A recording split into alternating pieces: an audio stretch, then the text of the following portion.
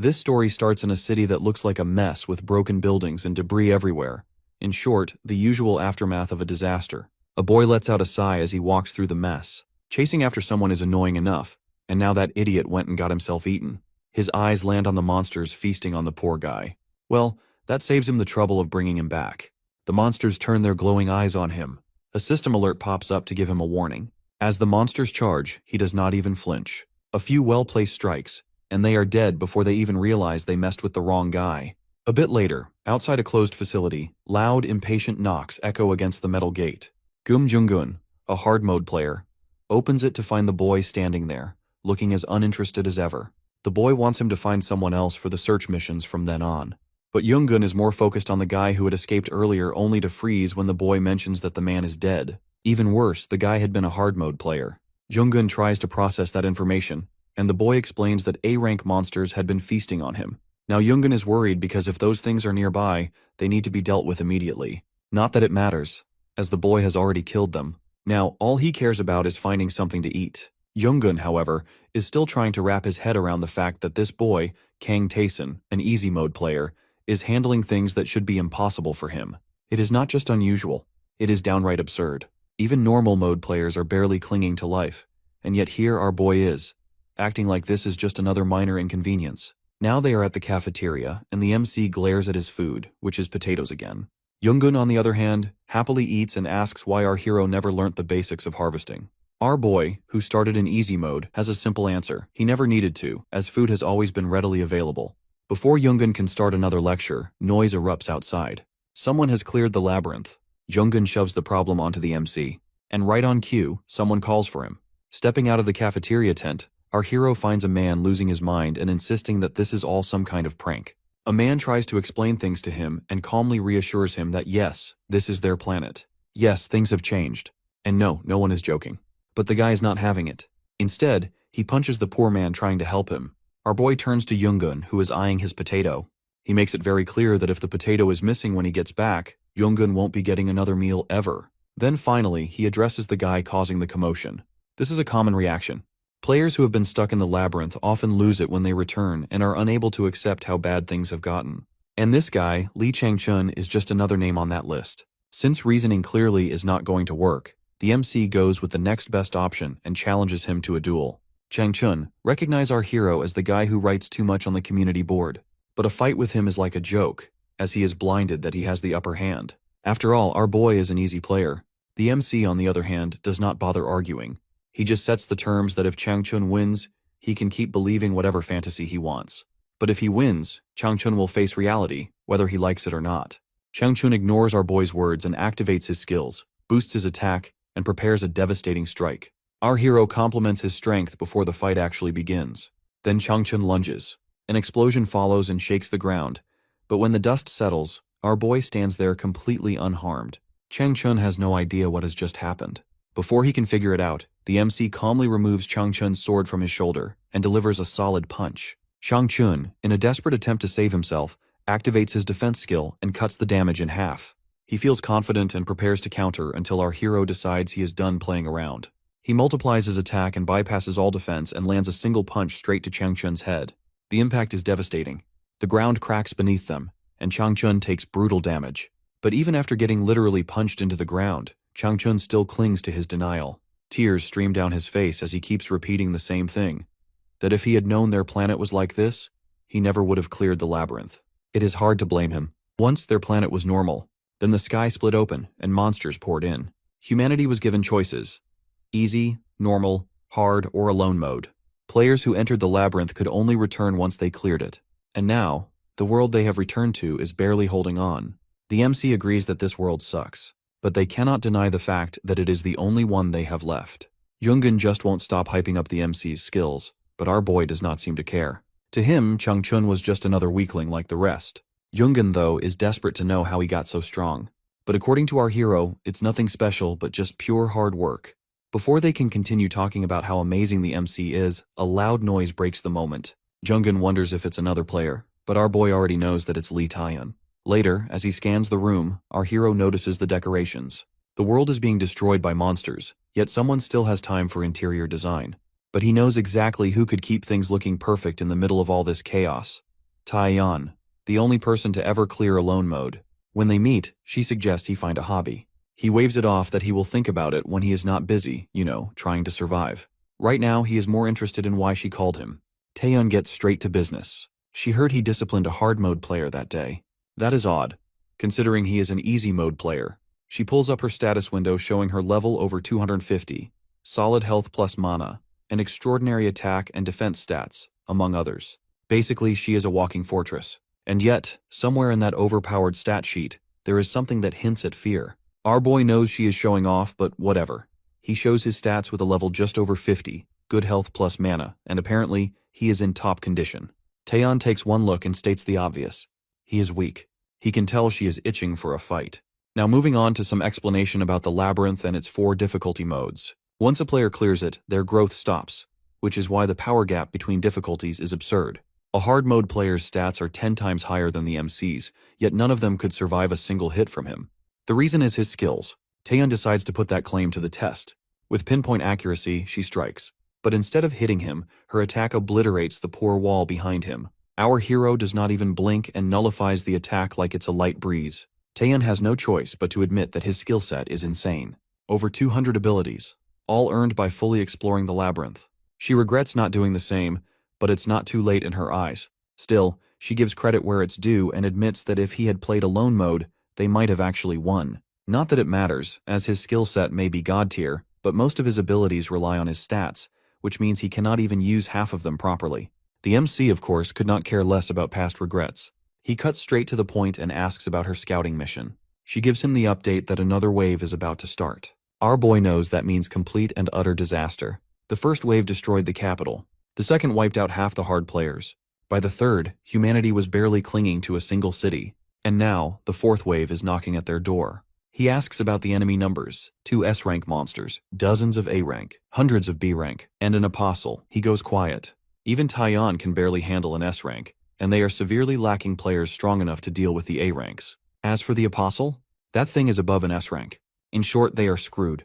But Taeyeon refuses to back down. She wants our hero to take care of the S-rank monsters.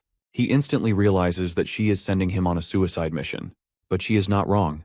If she fights the apostle, only our boy is left to deal with the S-ranks. He complains about how underpaid he is for this nonsense and turns to walk off to warn the others. But Taeyeon stops him. In her eyes, it's better if no one else knows. Our hero, however, does not share the same thoughts and leaves. As he is gone, she grips a stone-like thing in her hand and calls herself a coward. Outside, Yoongun sighs as he is already accepting his fate. The other players are crying like it's their last day on the planet, which, to be fair, it probably is. Yoongun, at least, is taking it well. He and our boy share a moment of mutual understanding that this is going to be a disaster. But they both cannot help but feel sorry for Changchun. But let's be honest, the MC got the worst deal here, and Yoongun understands it as well.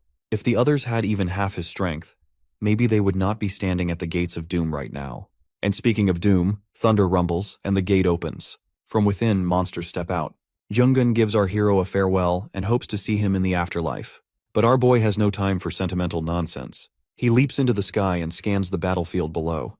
Through his system window, he spots the S-rank monsters. As he lands, he assesses his state of mind to ensure that he won't lose his sanity. After all, within him dwells an unconquerable force, and he is about to unleash it. The MC eyes the S-rank monsters before him, hoping and praying they are not the defensive kind. But his scout ability confirms the worst. The mushroom-shaped one is a defensive type with an absurdly high health pool. The thing buries itself in the ground and stares at our boy as if daring him to try. Our hero knows that he could spend his entire life whittling that thing down, but its power is too much to make it happen. So, he shifts his focus and checks out the other one, which is a tentacle monster, a long-range attacker with solid health but still manageable, at least in theory. He leaps forward and cuts through its tentacles, only to find out his attacks are not as effective. So he moves to plan B and goes straight for the head. He lunges for the monster only to get blasted with an energy attack. He nullifies it, but this thing has 0 cooldown. He knows really well that there is no dodging forever, so his only shot is to predict its attacks, but the longer he takes to figure them out, the worse his odds get. He accelerates, blasts through the tentacles, and strikes the monster directly. His nullification keeps him safe, but the monster is not taking this well, and it flails in fury. Before he can press the attack, he notices that the mushroom monster is guarding the other one. Unfortunately for them, our boy is not an idiot. He slams into the defense monster and activates a forced duel. A glowing circle forms around the defense monster, and for the next minute, only it can attack our hero. The long-range monster tries to interfere, but rules are rules. If Taeyun were here, our hero could predict that she would probably ignore the defense type entirely and go straight for the attacker. That is a luxury one gets when they have extraordinary stats and legendary gear. But for the MC, he knows that a single hit from either of these things could send him to the afterlife with express delivery. So, he does what he has to. He uses his designated skill reset, something he won't be able to use again for a whole month, multiplies his attack power, and throws everything he has at the defense monster. But it's still barely doing anything. He then copies his attack to double the impact. A massive explosion erupts, and finally, the mushroom monster keels over. But there is no time to celebrate as the tentacle monster immediately retaliates and lands a brutal hit. Our boy barely holds on and activates his last line of defense, which is attack nullification. For a few precious seconds, all incoming damage to him drops to 0. The monster tries to crush him with its tentacles. But our hero knows that now he just has to dodge and attack, which is simple enough except for one tiny problem. His mana bar is basically a desert at this point, and now he has to finish this fight by swinging and hoping for the best. The battle drags on, with each strike shaving off chunks of the monster's health. The MC keeps hammering away. Then, something clicks. His mind and body sync in perfect harmony, and suddenly, he has some kind of miracle-like power. A soul skill etches itself into his very being and boosts his soul attacks. But the system mentions that since he is no longer inside the labyrinth, the skill gets sealed away. Not that he has time to throw a tantrum over it. Right now, all he wants is for the system to shut up and let him finish his job. The monster groans in pain, but our boy does not bother with sympathy. With one final stab, he puts the thing out of its misery. The system pops up and rambles about how gods from every realm are in awe of his feat. That is great and all, but where was their divine intervention when he was almost getting turned into monster food? He does not even know how long he has been fighting, as it feels like a month. His stats are low, but he forces himself forward. The city is a complete disaster as bodies, debris, and destruction are everywhere. And among the corpses, he spots the so-called hard mode players who spent all their time bragging. And he, as the easy mode player, is still standing. Then he sees Yoongun, who is dead. And not just him, but Taeyun, the strongest human, the only one to clear alone mode, is gone too. Before he can even process it, something disgusting moves toward Taeyun's body. An apostle. It sneers and threatens to kill our hero, but the MC is way too tired for this nonsense. He glares at the creature, and his exhaustion barely masks his disgust. Then, with all the defiance he has left, he attacks. The apostle closes in on the MC and radiates an overwhelming energy that pierces through his body and sends him flying. As our boy crashes to the ground, he knows this is the end. The system confirms it and updates that his health is at 0. But instead of just letting him die like a normal person, the system decides to keep him alive for another minute. Our poor hero cannot feel anything below his waist. And even the apostle seems to know he is basically dead already, and is just waiting for the clock to run out. He starts to regret that he should have picked normal mode instead of taking the easy route. Thunder rumbles in the distance, and the monster is getting closer. He scrapes his fingers across the ground and curses the other players, those geniuses who picked normal and hard modes but still did not bother getting stronger. But it's not like yelling at them is going to magically undo his choices. He gives up and accepts his fate. But then, something catches his eye. There is a stone in Taeyun's hand, glowing faintly. He drags his broken body toward it and ignores the apostle's growing fury. As a last resort, he activates his final skill to stop everything within 100 meters for 2 minutes. With everything still, he reaches the stone, which is called the Ouroboros' gastrolith, a divine artifact that can reverse time once for a single person. He grips it tightly and watches as the monster finally breaks through the sky. Light engulfs him, and in the next moment, he finds himself standing in front of him as a child, getting scolded for simply existing. His parents had always treated him like a punching bag and crushed his spirit until he truly believed he was worthless. That belief led him to pick easy mode, but this time he knows better. He wakes up in his rundown apartment. First things first, he grabs his phone and checks the date, which is the last day of the year. He realizes that he really has gone back in time. He then lets the realization sink in. The world is about to go up in flames the moment the new year begins. But for now, he has got a pizza to enjoy. After years of surviving on bland potatoes and whatever monster meat he could stomach, this greasy, cheesy masterpiece feels like a 5-star meal. Once he is done, his thoughts drift to the artifact Taeyun had, and her reason for not using it. The Taeyun he knew would have been halfway across the planet the moment things went south. He steps onto the balcony, and his phone screen glows in the dark as just a few minutes remain until midnight. The streets below are bustling with people excitedly counting down, sending messages, and exchanging gifts, all while unaware of the horror about to descend. Then, faint cracks of light streak across the sky. People take it that it's some next-level fireworks display. But our hero knows better. As soon as the clock strikes midnight, the sky groans open, and a monstrous figure emerges. Screams erupt as panic spreads like wildfire. Back then, our boy had freaked out too. But now, his trained eyes scan the creature that it's only B rank.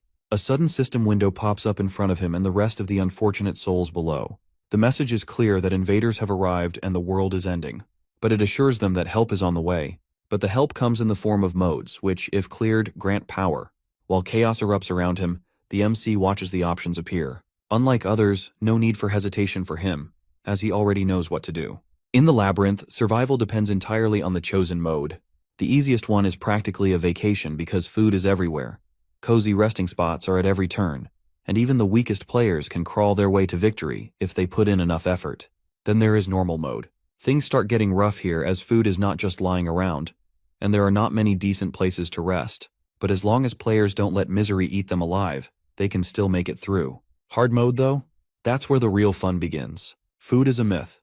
Safe spots are nearly extinct, and the monsters are not just attacking, but they're throwing themselves at players to take them down. And finally, there is alone mode, the ultimate nightmare with no allies, no familiar faces, just an endless parade of monsters, enemies, and NPCs who might as well be villains.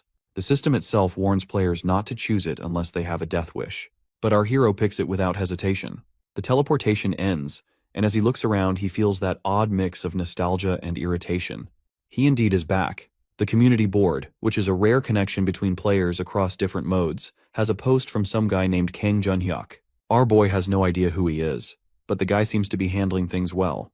It reminds him of how the first players to clear the labyrinth once shared useful tips. He wishes the others luck and decides to check back later. For now, there is something else he needs to confirm. He thinks back to a conversation with Taeyeon about the NPCs. In easy mode, they were basically robots who repeated the same lines and actions. But Taeyeon insisted that in alone mode, they acted like real people, with actual thoughts and free movement.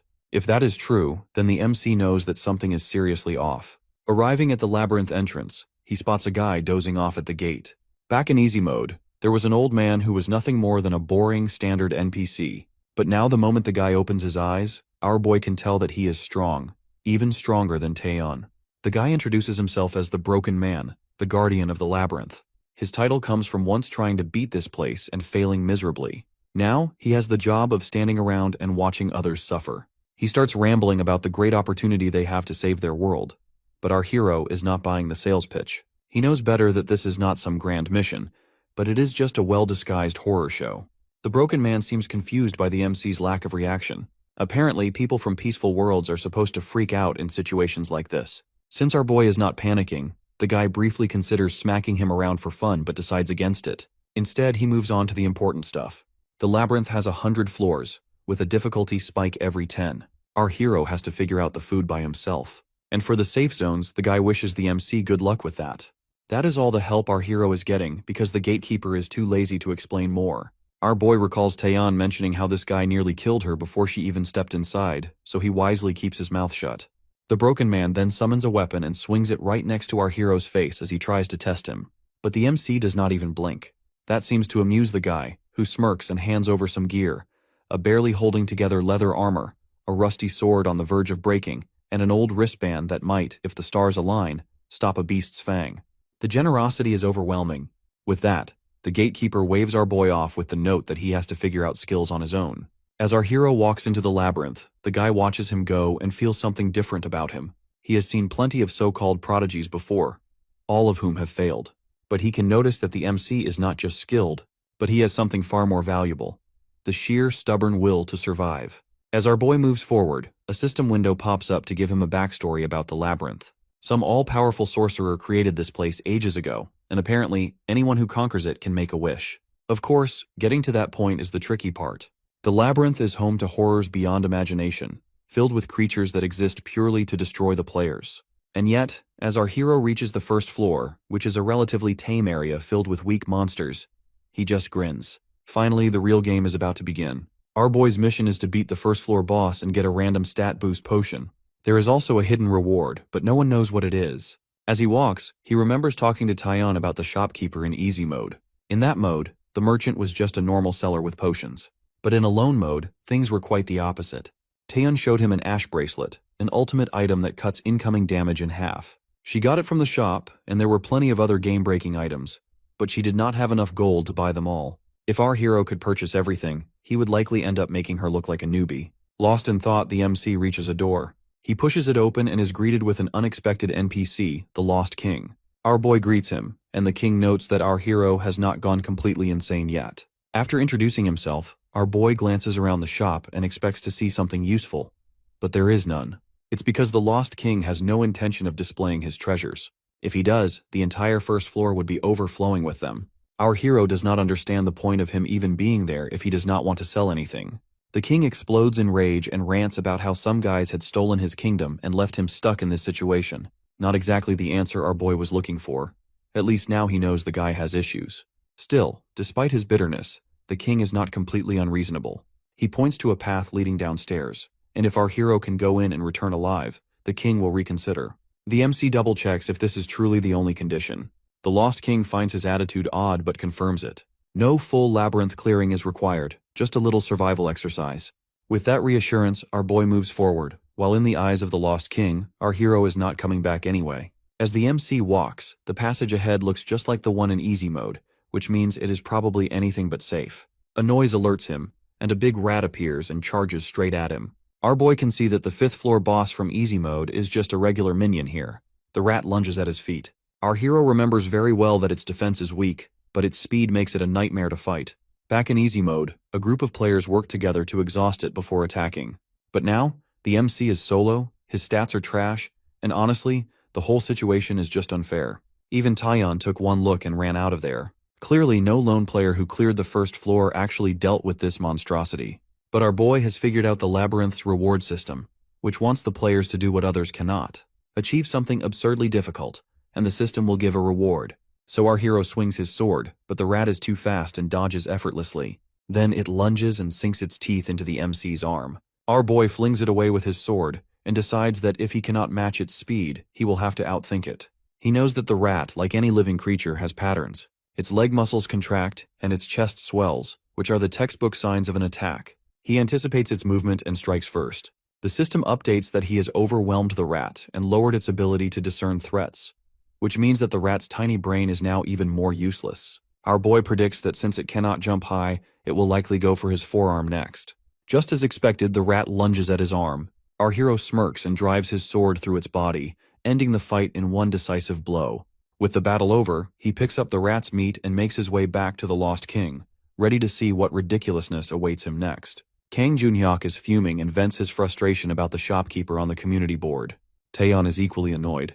On the other side, as the MC has returned alive, the Lost King chokes on his disbelief. But what really leaves him speechless is the prize our hero places on the desk: fresh, big rat meat. And not just any meat, but high-quality, technically edible meat. As a bonus, he also has big rat hide, thick and warm. The Lost King needs a moment to process. Most people, when faced with a big rat, run for their lives. Yet here is our boy, standing victorious with trophies in hand. After inspecting the goods and confirming they are authentic, top-tier, and surprisingly clean, the Lost King finally snaps out of it. He agrees to open his shop, which apparently sells anything and everything. The MC wastes no time. He demands a massive tower shield as it will make dealing with big rats easier. The Lost King actually likes the idea. He reveals a hidden golden door in the wall and pulls out a heavy tower shield. Our hero just cannot believe as getting an item of this quality before floor 7 in easy mode is unheard of. But the problem is he has only half of the prize. So he decides to go hunt more big rats, come back, and buy the shield. But before he can leave, the Lost King tosses the shield to him for free. Our boy blinks as that is unexpected and suspicious. Before he can question it, the man starts chucking more items his way, like potions, jewelry, a dagger, and other gear. The MC gets utterly confused as this is the exact opposite of what Taeyeon told him about the shopkeeper. The Lost King makes it clear that he is just investing in him. Our hero is not sure what that means, but he is not about to argue with free loot. He can see there are many potions. Some restore half power, while others temporarily boost attack or speed. They are essential for labyrinth survival, but he decides not to buy them just yet. Potions are rare and much more useful on higher floors. He has seen enough to know when something feels like a trap. Instead, he focuses on something more practical, which is a bow and arrows. Long-range weapons could save him a lot of trouble, so he buys the bow and some arrows after selling the big rat hide, and the Lost King seems satisfied. Our boy still cannot figure this guy out, but one thing is clear, he is not normal. Before he leaves, the Lost King gives him another tip. There is a place called the Spring of Life on the guest floor, where he can recover his power as much as he wants and even mark it on the MC's map. As our hero leaves, he cannot help but think about the shopkeeper's sudden shift in attitude. Maybe it is a difference in approach, as Taeyeon ran away, while he came back victorious. Just then, another big rat shows up. He takes it down with ease, but his mind is still racing with unanswered questions. The biggest one is his soul attack skill. When he captured his first big rat, he gained skills far beyond the basics. That is, the abilities normally found on the 20th or even 40th floor in easy mode. Among them is this soul skill, with a solid 100% proficiency. According to the system, his soul has glimpsed a realm beyond, and with every victory, he will absorb his opponent's power. Which sounds cool, if a little ominous. This is the same skill he received just before dying in his previous life, except back then, it was sealed because he exited the labyrinth. Now it is fully active, and somehow, even after time rewound, it remains with him. The mysteries keep piling up, but there is no time to dwell on them. He has a goal, which is to become the strongest player ever. Following the map, he heads toward the Spring of Life. The passage stretches on endlessly, making him wonder if he has somehow been tricked. Just as he is considering how much longer he has to walk, he hears rustling around him. He turns and finds himself surrounded by glowing eyes in the dark. Not one big rat, not two, but a whole swarm. Our hero stands in the dimly lit labyrinth, surrounded by a bunch of big rats. Even with their tiny brains, they seem to understand that they have got the upper hand just by sheer numbers. But despite all their aggression, he can sense their hesitation, maybe even a little fear. He, on the other hand, stays perfectly calm. He knows better than to get cocky, as too many players have met embarrassing ends because of tiny miscalculations. Two more attack from behind, but thanks to his increased stats, our hero easily outpaces them and knocks them away. As he kills them, he levels up. The last rat loses its nerve. Our boy lures it into attacking, and as it rushes forward, he slams it down with his shield. A fitting punishment for overestimating itself. With the battle over, the MC enters the labyrinth's resting area, a safe zone where enemies cannot follow. The tranquil atmosphere there could lull players into a false sense of security. But our hero is not stupid. A spring of life shimmers in the center, and because he gets here first, the system gives him an intelligence and mana boost. He drinks from the spring and feels instantly refreshed, though his mental exhaustion remains. And for that, he knows he needs rest. The next morning arrives and he checks the community board. The alone mode players, Kang Junhyuk, Na Jaeyeon, and Lee Sang, are bickering over whether to enter the labyrinth or keep waiting for some divine intervention. Meanwhile, Kang Dongjun from normal mode is hunting for monster info and a team to help him clear the first floor. Alone players spam the board the most, since this is the closest they will ever get to social interaction. The MC smirks when he sees a post from Taeyeon, the so-called #1 player, asking for help. But then again, he remembers her status window from his past life, the one that mentioned her fear. Maybe despite all her strength, she never really stopped being a coward. He leaves a post himself, a generous explanation regarding the first floor tutorial to the confused masses. As expected, the alone mode players are in shock with some random, nameless benefactor handing out survival tips. Our hero doubts they will trust him immediately. Even if they do, surviving the labyrinth is not as simple as following a guide. In his past life, out of 1,000 players, only Taeyeon managed to crawl out alive. He shifts his focus and pulls out a chunk of rat meat. The system labels it as edible, and he takes a bite and immediately regrets his life choices. A wave of nausea hits him as he gets food poisoning, as a result of which, his stats will decrease for 2 days, and he will ultimately die unless he uses a recovery potion or chugs power potions. Most players learn their lesson after one unfortunate meal. Our boy, however, is not like them. He drinks from the spring and shakes off the poisoning instantly, then takes another bite. Fortunately, nothing happens this time. Food is scarce in the labyrinth, and emergency rations are about as uncommon. So eating monsters is inevitable. He tests his luck again but gets food poisoning again, followed by another instant cure by drinking the spring's water. Eventually, the system gives in and awards him disease resistance, which permanently makes him immune to food-related illnesses. He is now satisfied and moves on to his next experiment. He steps into the spring, dunks his face underwater, and holds his breath. Pain flares in his lungs, but he stubbornly endures. When he finally surfaces, gasping for air, the system rewards him with 2 new skills. Apnoea lets him hold his breath twice as long, and Deathline grants him an instinctual sense of impending doom. But strangely, Deathline's proficiency is already above 50%. All his other skills started at level 1, so he is confused about it, especially since it's the same level he had before reversing time. He has no idea whether it's some mystical connection between time and mind-based abilities, And frankly, he does not have the time to care. He summons his sword and moves forward. There are more skills to acquire, and he has no intention of stopping now. Junyok is afraid to follow the tutorial as posted by our boy on the community board, but our hero does not care as it's his loss. But he is not alone, as Taejon shares the same feelings, though they cannot help since the MC is the only one ahead of everyone. Our boy, on the other hand, is busy training his newly acquired apnea skill. The skills have combos, and executing specific moves in the right situations can unlock even stronger abilities. He practices holding his breath while attacking and manages to double his apnea state duration, though only if he stays still. After relentless practice, he finally stops to catch his breath, and the system rewards him with a special apnea attack. With over 10 skills in his arsenal, he now considers himself a skilled player. He feels satisfied and checks out his sword. Just like he once predicted the movements of big rats to catch them, he realizes that humans also have predictable rhythms. And with an apnea attack, he can mess with those rhythms at will and make it a handy trick for his time in the labyrinth. He takes a quick glance at his status window and smirks, as his dexterity has already surpassed Taeyeon's when she cleared the first floor. He then decides it's time to craft his main skill and leaves the resting place. These main skills are a big deal, as each one is either worth more than 10 basic skills or grants god-tier abilities, like adding or multiplying attack power, revealing hidden elements, erasing damage, or even stopping time. But of course, the system is not about to hand them out like free samples. Take Complete Scout, for example, which only unlocks if one evolved the Insight skill multiple times. Our boy wonders if there is a way to snag a main skill on this floor, preferably without having to sell his soul. But before that, he has to deal with another big rat. He swings his shield, but the rat bites his foot. The creature must be feeling pretty high, thinking our hero is helpless, when in reality, the MC is letting himself get hit. He holds out just long enough to trigger the system's pity mechanic, counterattacks with his shield, and forces the rat to retreat. The system rewards him with an increase in his deathline and cold-heartedness proficiency. The rat attacks again, and this time, he blocks it properly and unlocks a new defensive ability. But this skill only ignores attacks below a certain amount of damage, so it's not the skill that he wants. What he really wants is the hold-on skill, which has an ability that nullifies a fatal attack and grants temporary invincibility. Back in his previous life, he was the only one who managed to get it, and Yoongun and Taeyeon had been very impressed. As for how to do it, well, the labyrinth had its own rulebook, according to which the skills could either be borrowed from someone else, earned by doing something no one else has dared to, or just copied if one is clever enough. The MC recalls how he learnt apnea by holding his breath and apnea attack by spamming sword swings in that state.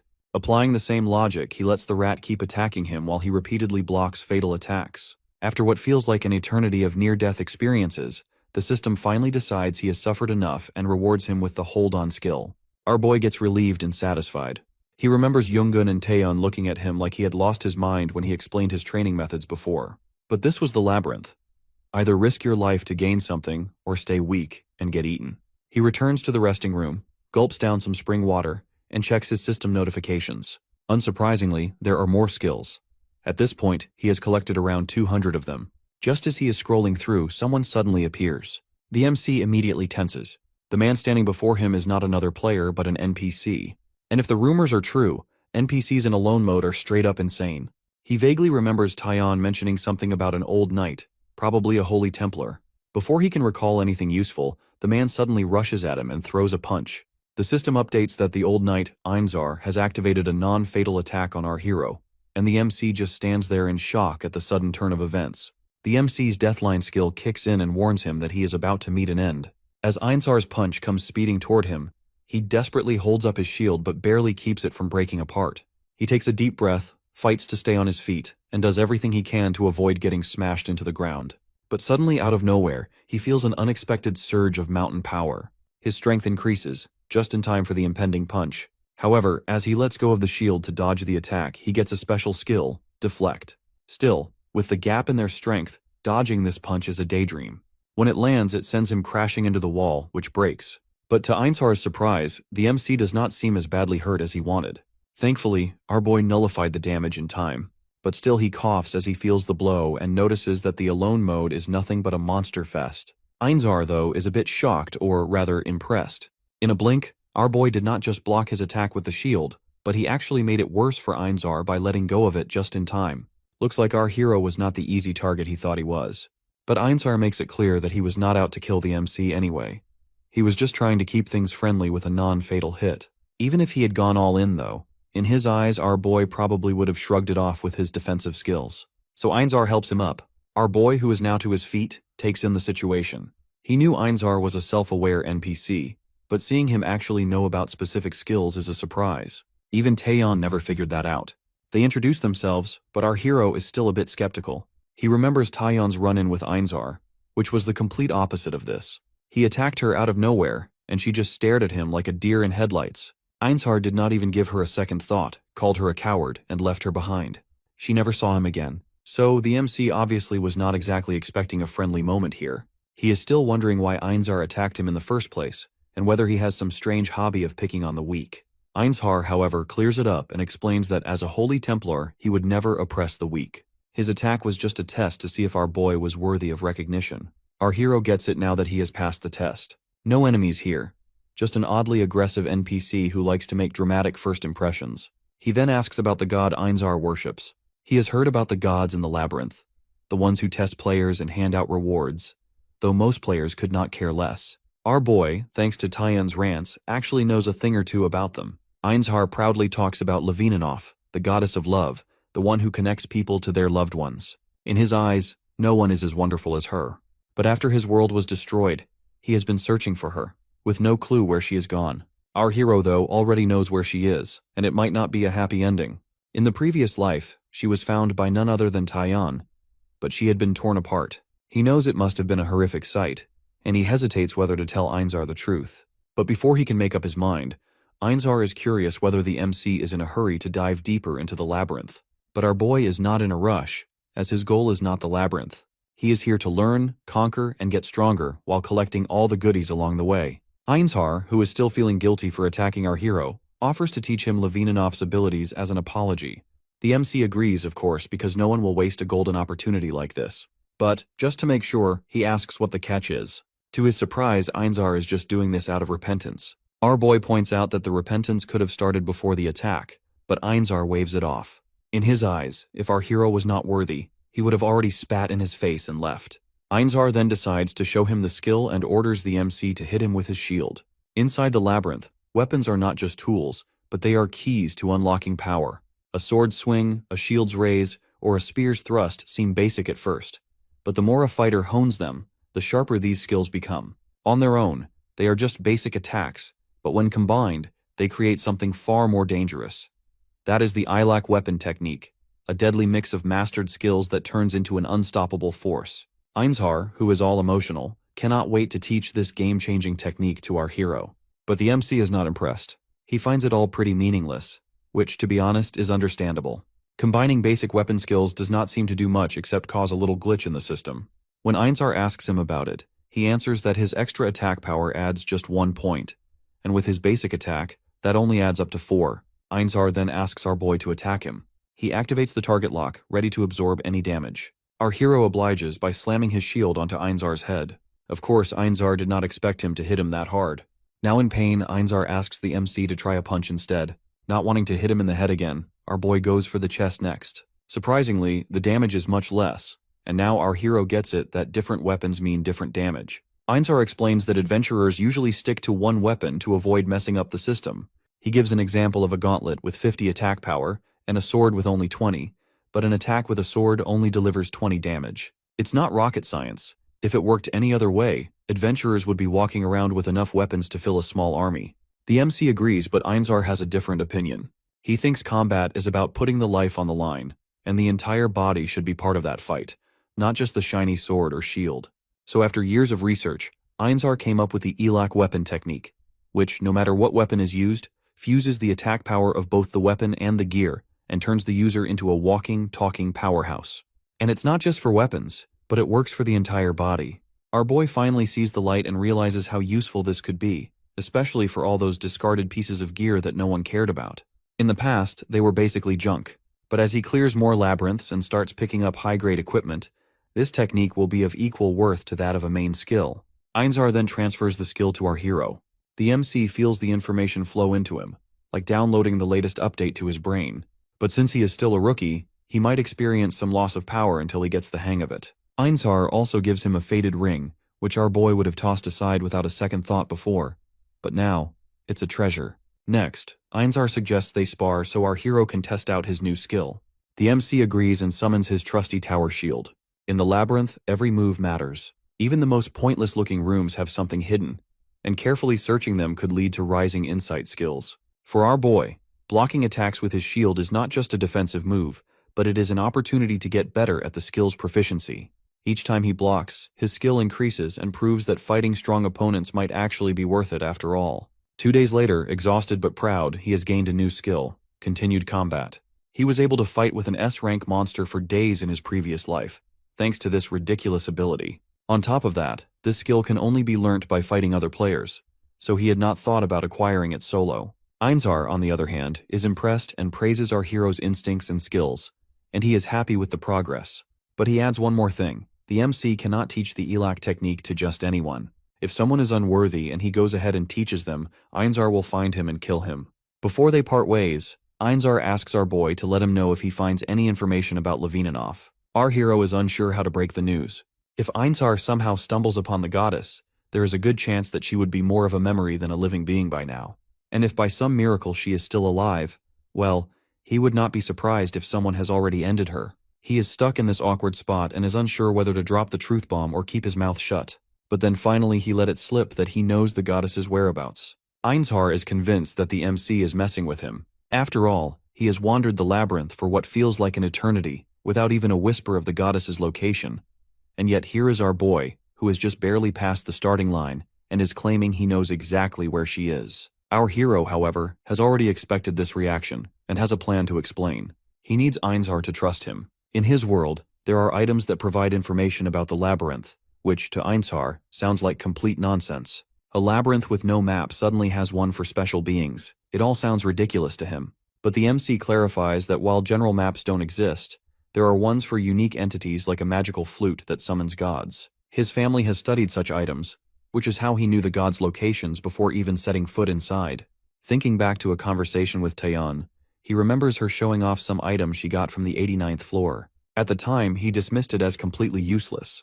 But now he uses that information to reveal the location of Levininov, which is on the 78th floor, hidden in the 24th secret room of the library. Einzar has never checked that spot, and overcome with emotion, he grabs the MC in an overacting display of gratitude. He promises to prepare before heading out, as he is determined to confirm whether the goddess is actually there, or if our boy is just pulling his leg.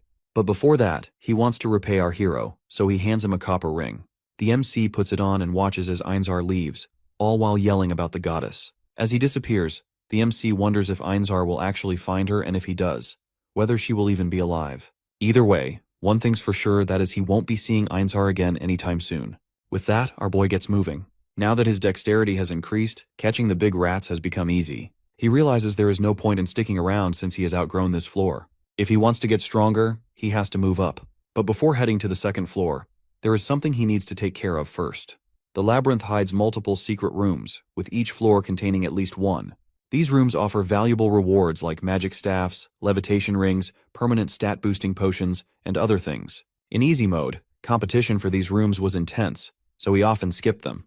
It was more about luck than skill, and frankly, he had better things to do than gamble on secret doors. But now every single one is his for the taking. He just needs to confirm if their layouts remain the same. Though labyrinths change depending on the mode, their basic structure stays consistent. That means the secret rooms should still be where they always were. With this in mind, he enters one.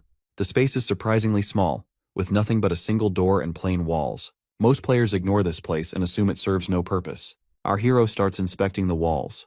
Every brick looks identical, so he randomly taps them. He then removes them one by one and watches for changes. Compared to his past struggles, like barely surviving in a room for a week with nothing, this is exciting. His insight proficiency increases as he works. Finally, he uncovers the hidden room and earns the title of adventurer and a nice boost to his intelligence. Inside, he spots a treasure box. But he knows better than to rush in like some clueless rookie. The labyrinth does not give out freebies. He scans the surroundings and picks up a big rat and tosses it into the room. The moment it lands, an arrow flies in and pierces it instantly. Now prepared, he moves forward. Another arrow comes for him, but this time he snatches it mid-air. For any other first-floor player, this would be a death sentence. But for him, it's just free arrows and another day in the labyrinth. Our boy snatches the arrows mid-air, but it's getting harder. The only downside is that these arrows are coated in poison and paralysis agents. After gathering enough of them, he decides it's time to move forward. He leaps ahead. He could just run while blocking with his tower shield like a sane person. But this is a labyrinth. And here, perfection is not optional. So, he goes full martial artist, smashes arrows mid-flight with his kicks, and crushes them in his grip while hopping across stone tiles. Then comes brick number 9. 9 arrows shoot toward him from all directions. He activates apnea and sharpens his vision. Dodging them all is unlikely, so he enhances his senses further and unlocks a new skill that is sense augmentation. He breaks some arrows, deflects the rest, and still ends up with a few new cuts. Then the final trap triggers. By the usual pattern, there should be 10 arrows. But no, because life is unfair, 15 arrows come flying at him instead.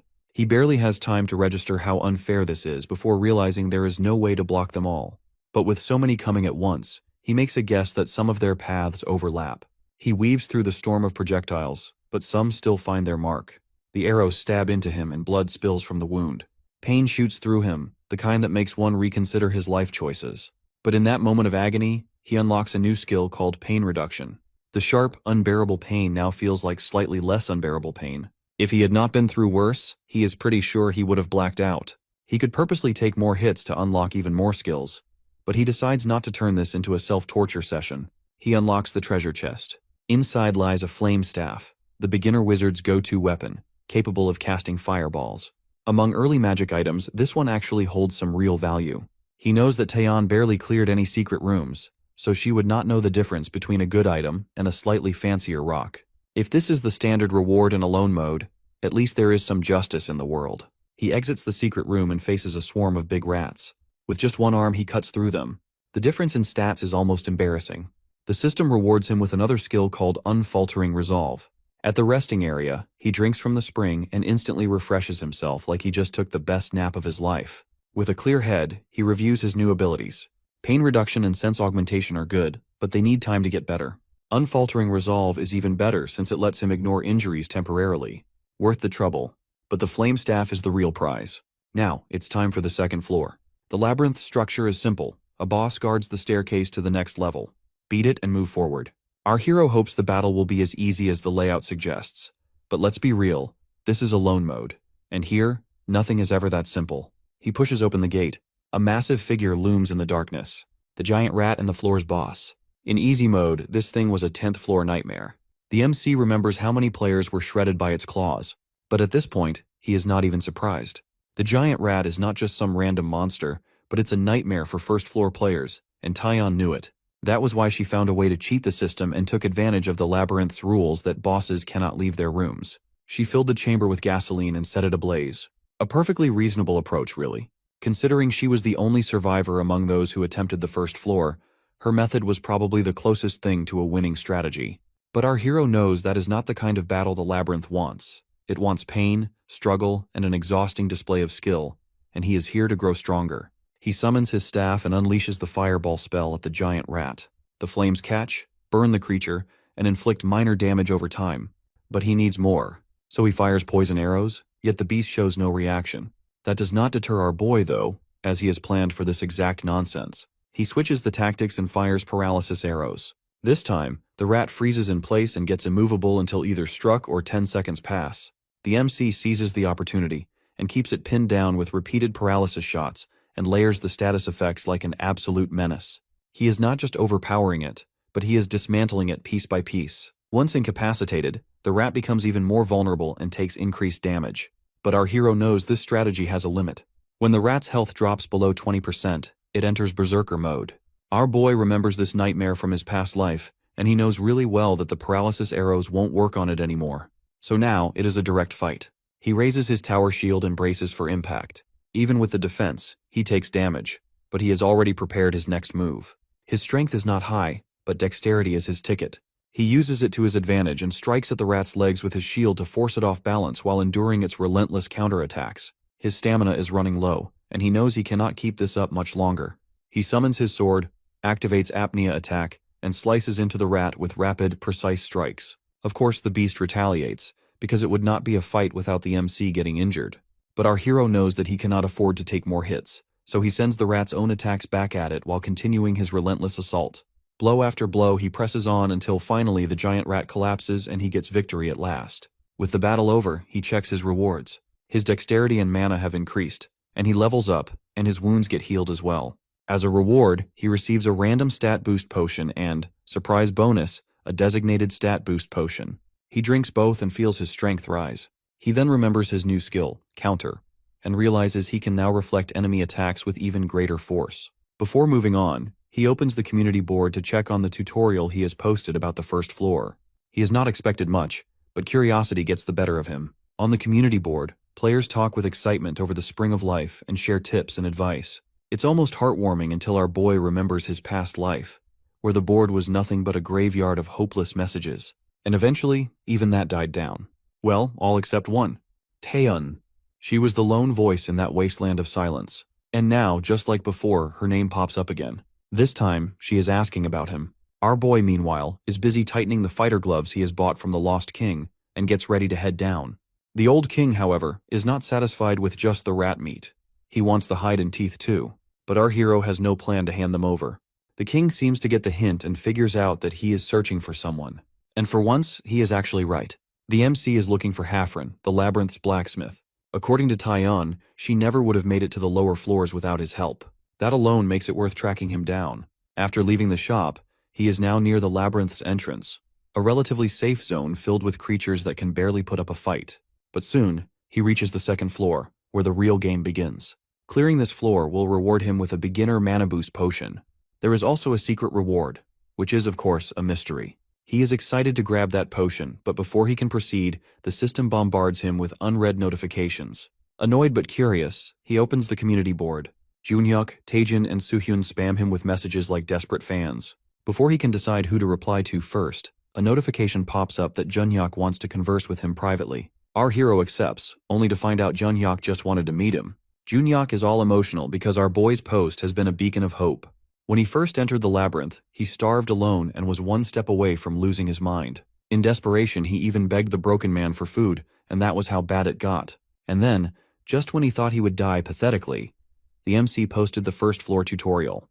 Taeyeon is the first to succeed, and seeing her of all people make it out alive gave others hope. From their conversation, our boy learns that only Junhyuk and Taeyeon have managed to hunt the big rats so far. He has met Taeyeon before, but not Junhyuk. Based on his memories from the past life, Junhyuk probably went out in some reckless blaze of stupidity. But now, thanks to his post, he has survived and reached Taeyeon's level. That makes him an irregular, a survivor who, by all logic, should not exist. Since Junhyuk and others are actually managing to stay alive, our boy decides to give him another lifeline. He warns him about Einzar and drops some tips on how to handle him. If they play it right, Einzar will reward them with something useful. He also wants Junhyuk to pass the advice to Taeyeon. Junhyuk, who is confused, asks why the MC is helping them when they are technically rivals. Our hero hits him on the forehead and reminds him that they are all from the same planet, which is on the express lane to destruction. He is not helping out of kindness, but he is just making sure they don't die like a bunch of clueless idiots. He then switches topics and asks about the state of the community board. Junhyuk informs him that some players have started picking fights. Our boy can see that the rise of ignorance has begun. With that, they wrap up their talk and head back. Everything until now has been just the tutorial. But now, on the second floor, the real labyrinth begins. The MC kicks the door open like he owns the place. Inside, goblins armed with bows, shields, and swords are waiting. He raises his own bow and is ready to show them why they should fear humans. Goblins are hardly a threat on their own, but when they group up, their collective idiocy somehow turns them into a problem. Our hero fires an arrow, strikes the goblin with a bow, and leaves it paralyzed. Meanwhile, the other goblins, armed with a sword and shield, decide it is their moment to shine. But our boy smashes it with his shield, then summons his sword and runs it through. Before he can catch a breath, two more goblins jump at him, with one wielding a large sword.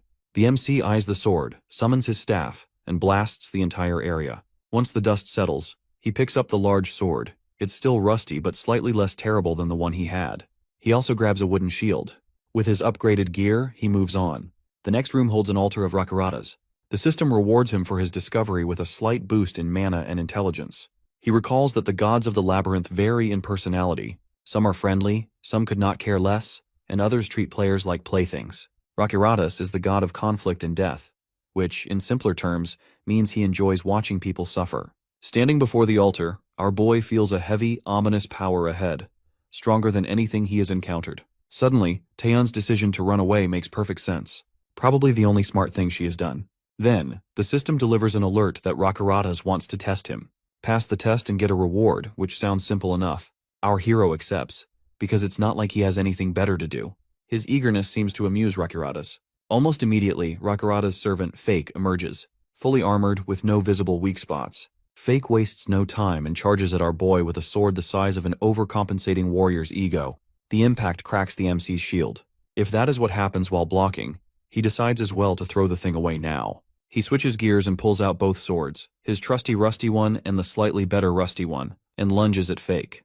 Their weapons clash, and our hero's grip trembles from the sheer force. Fake, on the other hand, does not even flinch. Our boy realizes that brute force is clearly not the way to go, so it's time for plan B. He backs off, lures Fake, and at the right moment, he spins and strikes.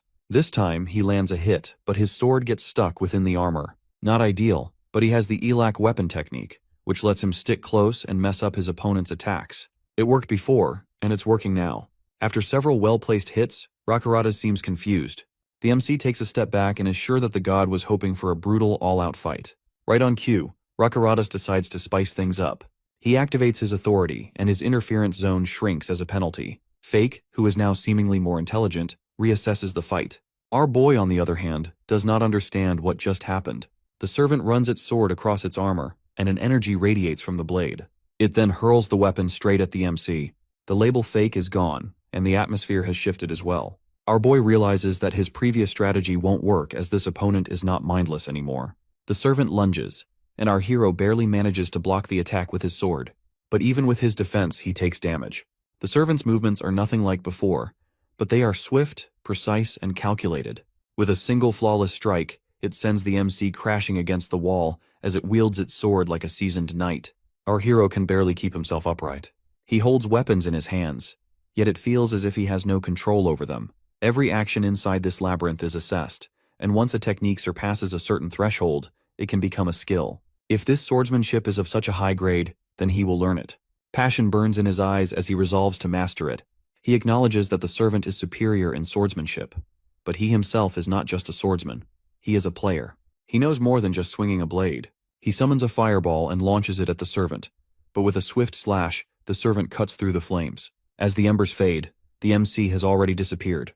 The servant barely has time to react before our hero strikes from behind and lands a solid hit. The servant spins rapidly and swings its blade. Our boy activates his deflect skill, but the impact still leaves him injured. He counters with apnea and presses his attack despite the damage he receives in return. His relentless assault pays off as the system rewards him with consecutive attack skill. But he ignores the message. His mana is running low. He cannot afford to drag this battle out any longer.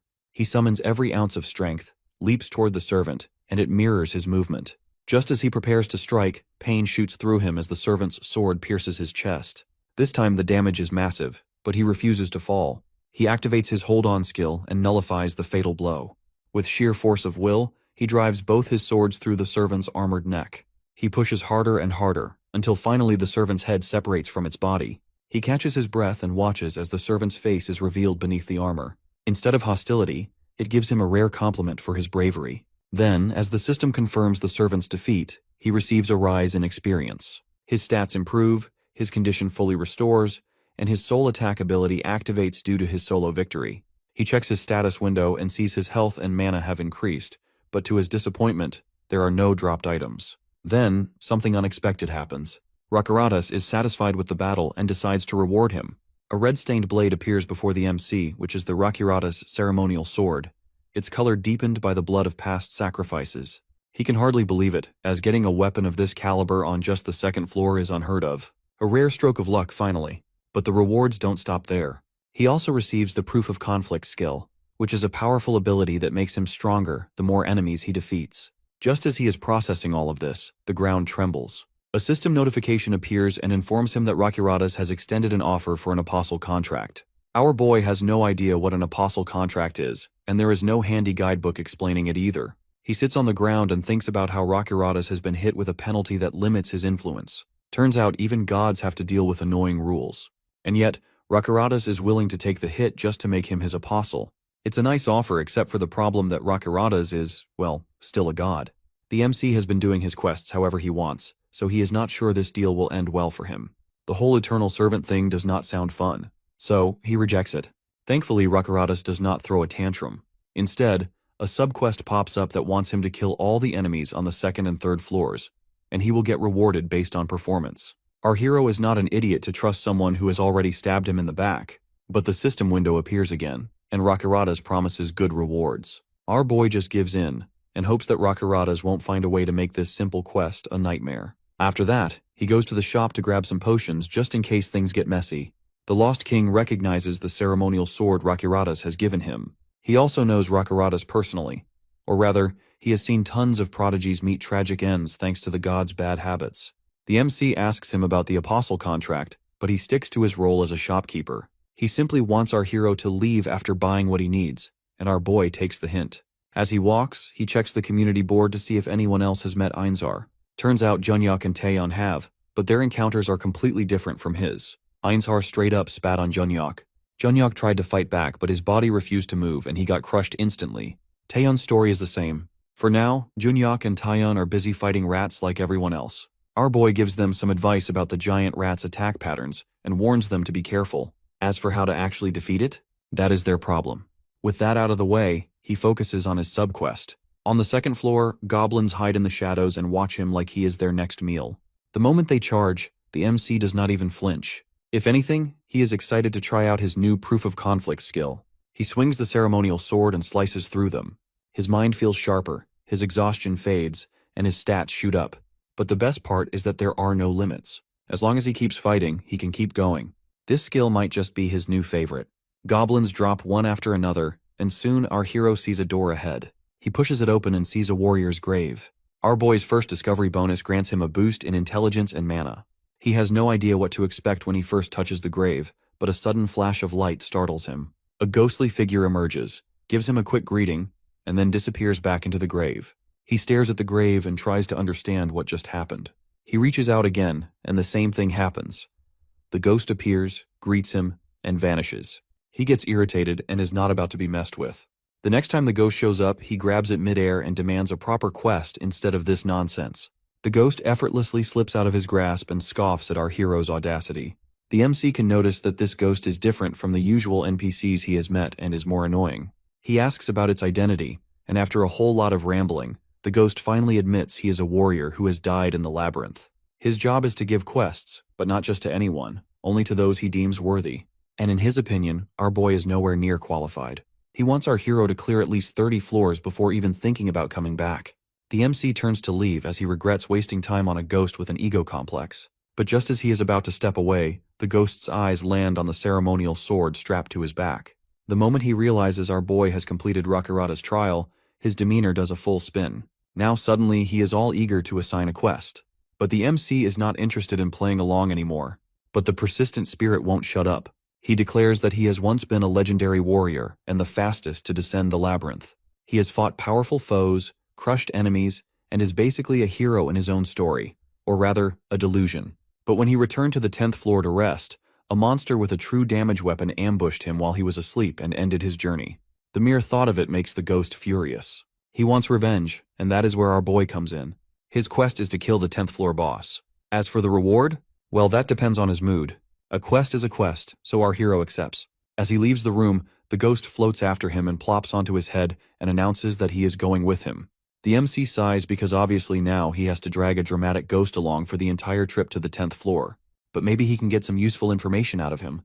He starts by asking about his past life. At first, the ghost acts like his past is too grand to share. But with a little persistence, he changes his mind. Now he is making an exception for our boy. Not that our hero cares, but the warrior launches into his tale anyway. He has been a prince of the great Kabbert Empire, heir to the throne, unmatched in swordsmanship and strategy. People used to line up just to catch a glimpse of him. The MC listens but is unimpressed. This guy talks less like a prince and more like a street thug reminiscing about his glory days. The story continues. The world ended. He entered the labyrinth to save everyone. And then, well, our boy knows the rest. When he points that out, the ghost shoots him a glare and admits he does not like him. But his hatred for the monster that killed him is stronger than his dislike for our hero. By then they reach a door. Ignoring the warrior ghost's ongoing rant, the MC pushes it open and reveals a room full of goblins. He pulls out his bow and fires, paralyzing one. Then, he takes out his sword and smacks another down before repeating the process. The warrior ghost watches and is confused at what our boy is thinking. Our hero does not bother explaining at first, but the ghost eventually catches on that he is trying to earn a skill. However, the ghost does not like the MC's idea of claiming a skill. That gives our boy an idea. He smirks and proposes a bet that if the warrior ghost is right, he will become his puppet and do whatever he wants. But if he is right, the warrior has to answer his questions truthfully. The ghost, who is absolutely sure of himself, agrees without hesitation. The warrior ghost is having a grand time in his imagination, as he pictures our boy crawling on all fours and begging with honorifics. Unfortunately for him, reality is far less entertaining as our hero is too busy strangling a goblin to care about his delusions. Snapping back to the present, the warrior ghost starts rambling about the duel skill, explaining how it locks a fight between two parties with no outside interference.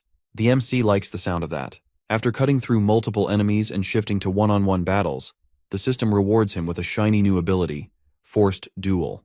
And what a skill it is, as he does not have to worry about continuous damage, poison, confusion, or any other annoying effects. He can enjoy just pure and uninterrupted combat. Our boy is thrilled, but the ghost is not so much. He just stares, probably questioning his existence. Our hero, however, has better things to do and reminds him of their bet. That finally shuts him up, at least briefly. Then, realizing it is just a bet, the warrior ghost starts yapping again. The MC, however, is not here for nonsense. He wants answers. The warrior ghost, as usual, curses him, but our boy has long since developed an immunity to pointless whining. The warrior's endless chatter continues until they stumble upon another hidden chamber. Our hero removes a brick, steps inside, and his insight skill kicks in. Instantly, he spots the traps with arrows rigged to the ceiling, traps on the floor, and moving walls ahead. The warrior ghost for once suggests something sensible, which is turning back. The MC, of course, ignores him. He gets into position, slashes through the arrows with his ceremonial sword, dashes over the ground traps, jumps onto a wall to avoid incoming spikes, and then pushes forward between the moving walls. One tries to crush him, but he punches through it. Turns out goblin-made walls are not exactly built to last. The warrior ghost, who is left speechless, finally decides to embrace the silence for once. With the obstacles cleared, our boy earns a spring-soaked ring, which boosts mana and emits a nice smell.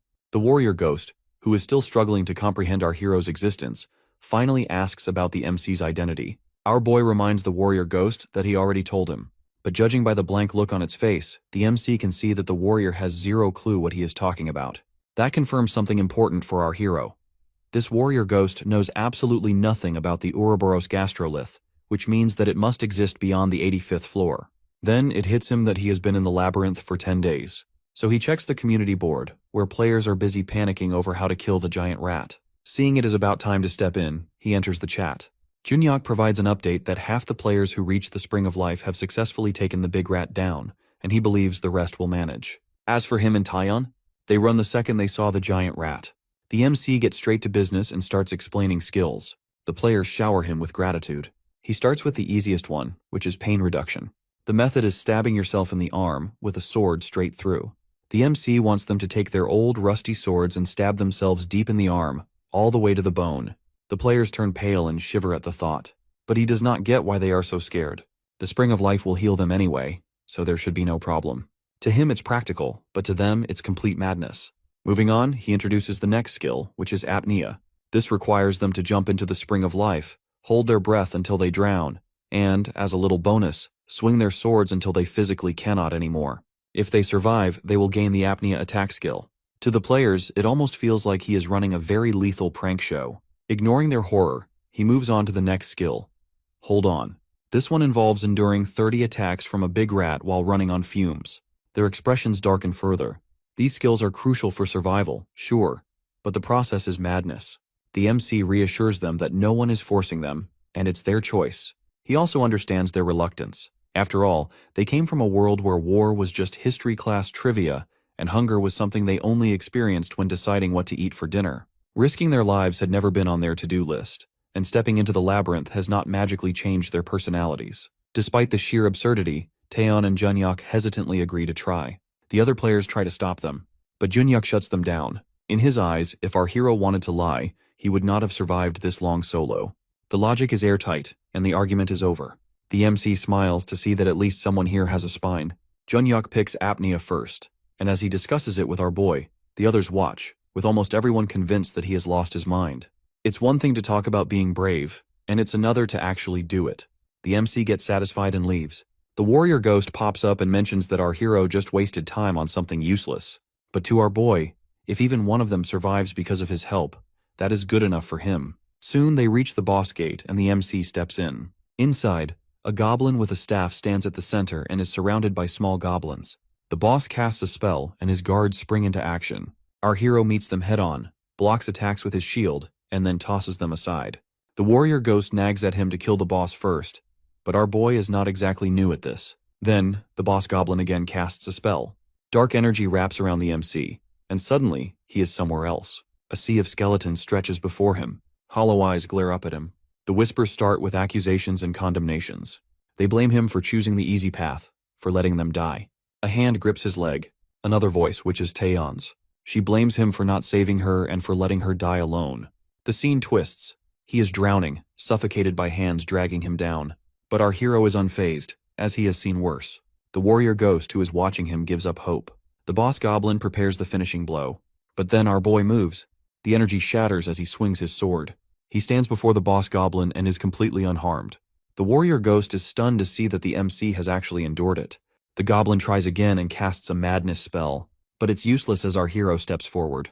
The goblin, getting desperate, throws out a curse. Once again, nothing happens. Instead, our boy gets new skills: mind resistance and magic resistance. Then, he grabs the goblin by the throat and drives his sword straight through it and ends the fight. The ghost, who once thought he could manipulate the MC, finally realizes that this guy is absolutely unhinged. And worse is that he is terrifyingly good at it. Our boy drinks the beginner mana potion and feels a rush of energy. Along with that, he gets a lowly thief's tool, apparently useful for disarming traps and unlocking doors. While trading arguments with the ghost, he makes his way to the 3rd floor. His reward this time is a beginner health boost potion. The secret reward is still a big question mark. He reaches the shop and walks into what seems like an awkward family reunion, except worse. The warrior ghost and the Lost King spot each other, and instantly, the tension skyrockets. The Lost King warns our boy not to be influenced by the warrior, which of course triggers a verbal argument. Just what the MC needed, 2 ancient beings squabbling like kids. Our hero tries to butt in, but they are too busy throwing insults. So he summons a pile of weapons and successfully grabs their attention. He plans to sell them, and the Lost King, who is completely blindsided by the sheer number, momentarily forgets his rage. Ignoring their dumbfounded expressions, our boy picks out his purchases: studded gloves, a bronze shield, metal and thorn rings, and a strength-boosting necklace. The warrior ghost and the Lost King stare at him like he just performed a miracle. The MC, who has no patience for their nonsense anymore, leaves them. On his way out, curiosity gets the better of him, and he asks the warrior ghost what his deal is with the Lost King. Instead of an answer, the warrior ghost gives him a warning not to trust the Lost King. Still, our hero decides to keep that in mind because maybe the warrior actually knows what he is talking about. Before he can dwell on it, a group of goblins appears, looking way too confident for their own good. Our boy punches and tosses them aside like garbage bags. Even the warrior ghost looks unimpressed. 2 rooms were cleared in a few minutes. At this rate, they will be out of here in no time. The warrior ghost suggests they move on, but the MC reminds him of an important detail, that he has the Rakuratas' quest to exterminate every monster on the 2nd and 3rd floors. As he finishes off another batch of goblins, he shifts the conversation to the apostle contract. The warrior ghost finally decides to be useful and explains that the gods in the labyrinth oversee different realms, like victory and defeat. But Rakuratas plays in multiple sandboxes. Unlike the gods from their planet, these guys actually had a hand in creating the labyrinth itself. According to legend, some mighty sorcerer long ago pitched the idea to the Transcendent. They were thrilled, and eventually, as their own time ran out, they settled deep in the labyrinth, waiting to judge the poor souls who dared to enter. The apostle contract is basically an exclusive VIP pass that provides power, rewards, and abilities beyond imagination. The thing is that one has to follow their rules, no matter how ridiculous they are. And let's not forget that after signing up, one makes an army of divine enemies because Rakuratas is not exactly popular among the gods. The deeper our boy goes, the worse things will get. Hearing all this, the MC realizes he needs to think before making any reckless decisions. The part about conquering the labyrinth and earning a wish catches his attention, something Taeyeon never mentioned. She might have used her wish to get the Ouroboros' gastrolith. However, if she could have wished for anything, it does not make sense for her to choose that. The Taeyeon he knew would not waste such an opportunity. Scratching his head, our boy is drowning in unanswered questions. If adventurers willingly enter the labyrinth for a wish, what about the people on their planet? So much he does not know, and yet all he can do is focus on what is in front of him. Our hero moves through the floor, disarming traps one after another until he finally gets a new skill, Trap Disarm. Feeling confident, he tries using it on another trap and fails miserably. The warrior ghost loses its temper and throws a fit about how our boy is wasting time on a skill he clearly sucks at instead of using his usual insight ability to find hidden rooms. But the MC has his own way of doing things, and he likes collecting skills, as you never know when one might come in handy. The ghost can only fume in frustration. After a while, our hero stretches his arms as he feels satisfied. His skill has improved a little, and as a reward, he gets the squeezed ring. That wraps up all the secret rooms on the 3rd floor. Now all that is left is the boss. He enters the boss room. The whole floor is full of goblins, so it's not rocket science to guess what the boss will be. And sure enough, there it is, the Goblin Chieftain. The warrior ghost tries to scare our boy that the chieftain is furious because he wiped out its entire army. But the MC does not care. He has places to be. The chieftain does not waste time and launches a wave attack. Our hero dodges with ease and counters with a confusion spell. It works, but for about a second before the chieftain snaps out of it and swings his own staff at him. Our boy jumps and strikes back. The ghost, on the other hand, finds the whole fight boring. The chieftain just is not a challenge. In no time, the MC has the enemy pinned to the ground and secures an easy victory. As system messages pop up, he grabs his well-earned rewards. Among them is a beginner health potion and a special find, an old wooden staff with traces of magic in it. Holding it, our hero is genuinely shocked. He has always thought magic is something only available through special items, and yet, here he is, holding a staff that can let him use it. Even Taeyeon was not able to cast spells without a staff. The warrior ghost explains that magic can be learnt in 2 ways, either by figuring it out on your own, or by learning from someone else. The first option is out of the question, but the second has a small chance. Our boy thinks about NPCs. The actual trainers only exist in alone mode, but if one has been hidden away somewhere even Taeyeon does not know about, it would explain why no one else has discovered magic yet. Either way, that is a problem for later. Before heading to the 4th floor, he needs to wrap up a quest and check in with Rakuratas. Looking over his rewards, he sees level ups, an increase in soul attack, and a 3rd floor clearance prize. But there is nothing for discovering a secret room, which means there is still something hidden. He asks the warrior ghost, but even it is clueless. Checking the whole floor again is too much of a hassle, so he is about to drop it until he notices something strange. The figures on the walls are all staring at one particular spot. He gets suspicious and walks over and uses his Trap Disarm skill. The wall collapses and reveals another hidden chamber. Inside, he finds something new, a named monster. The Goblin Lord Hangeha is before him. This is his first time seeing a lord, a creature that has basically broken all limits of its species and powered up beyond normal standards. Hangeha pulls out his sword and shows no real anger toward the MC. To him, this is just part of his job, as he has been given the role of a monster, and our hero is just the next guy to fight him. The goblin swings his sword and destroys a nearby pillar. He then makes his grand declaration that he is here to kill our boy. The MC barely manages to save himself using his deflect skill, but Hangeha does not believe in giving breaks. He swings his sword again, very much aiming to turn our hero into a fine mist. Our boy charges forward and their blades clash. The sheer force behind Hangeha's strikes is ridiculous, but the MC holds on. Just as he dares to think he might be handling this, another devastating swing comes his way and forces him to leap back like his life depends on it. Realistically, his strength is good enough for the 50th floor if this were easy mode. But here, the power difference is laughable. Even the warrior ghost looks worried. Hangeha moves in for another attack, and our hero desperately looks for a plan. His opponent wields a massive great sword, which means a close-range fight could actually work in our boy's favor. He rushes in, all while thinking he has outsmarted the guy, only to realize the Lord had the same brilliant idea. Hangeha twists his sword at the last second and completely shuts down the MC's approach. Thankfully, our hero reacts just in time and activates his deflect skill again. But then, the Lord unleashes a power strike, and this time, our boy is not fast enough. The hit lands like a truck, and he receives massive damage, and his movement slow for the next few seconds. He cannot even retreat. All he can do is hold on and pray. His vision blurs, which makes dodging a total guessing game. With no other choice, he activates his counter skill and uses the Lord's own strength against him. 5 seconds in, the MC starts losing balance and barely keeps himself from toppling over. He keeps using deflect to fend off the Lord's relentless strikes, but the damage keeps piling up. Just when it feels like he is about to be turned into a fine paste, the 10 seconds finally end. He quickly jumps behind the Lord's seat and catches a brief moment of relief. The warrior ghost checks on him and suggests something sensible like running for his life and coming back stronger. But our hero refuses because common sense is for quitters. The warrior ghost tries to talk sense into him, but our boy has a point that rewards don't come easy. If he moves to the next floor without clearing this one properly, his rewards will drop to a fifth of their original value, and the special prize will vanish completely. He forces himself back to his feet, despite the warrior ghost's exasperated sighs. But the MC does not care. Everything he has done has led up to this. He did not push himself this far just to chicken out. He came here to win, not just survive. Every decision he made was a calculated risk to maximize his success. Or at least, that is what he tells himself. That stubbornness actually pays off. His fighting spirit, resolve, and even his stats get a boost. He also gains a special ability, the eyes that reveal his opponent's weaknesses, which should make this a lot easier. There is no way the system would throw an unbeatable enemy this early on, so he looks for an opening. And then he sees it. The Lord has not moved from his throne. At all. That is when it clicks that the guy does not have legs. He takes this as his golden opportunity and gets ready. The Lord, who is impressed by his resilience or maybe just entertained, decides to actually fight him. Our hero activates his apnea skill, then slams his fist into a nearby pillar with everything he has got.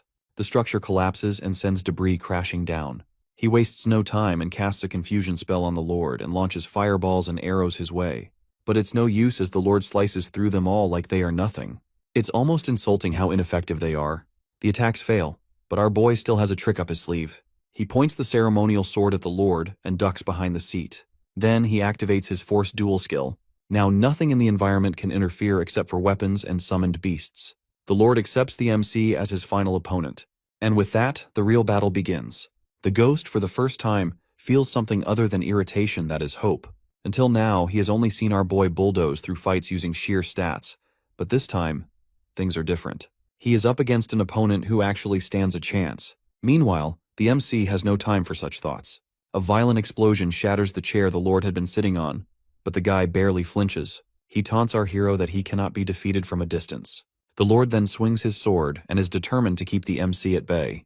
However, our hero effortlessly maneuvers through the attacks, moving in ways that even the warrior ghost finds unsettling. He takes some nasty hits, but before it can get worse, he activates the hold-on skill, nullifies the damage, and becomes invincible for a split second. And really, that is all he needs. With cold efficiency, he drives the ceremonial sword into the Lord. One stab turns into another, then another.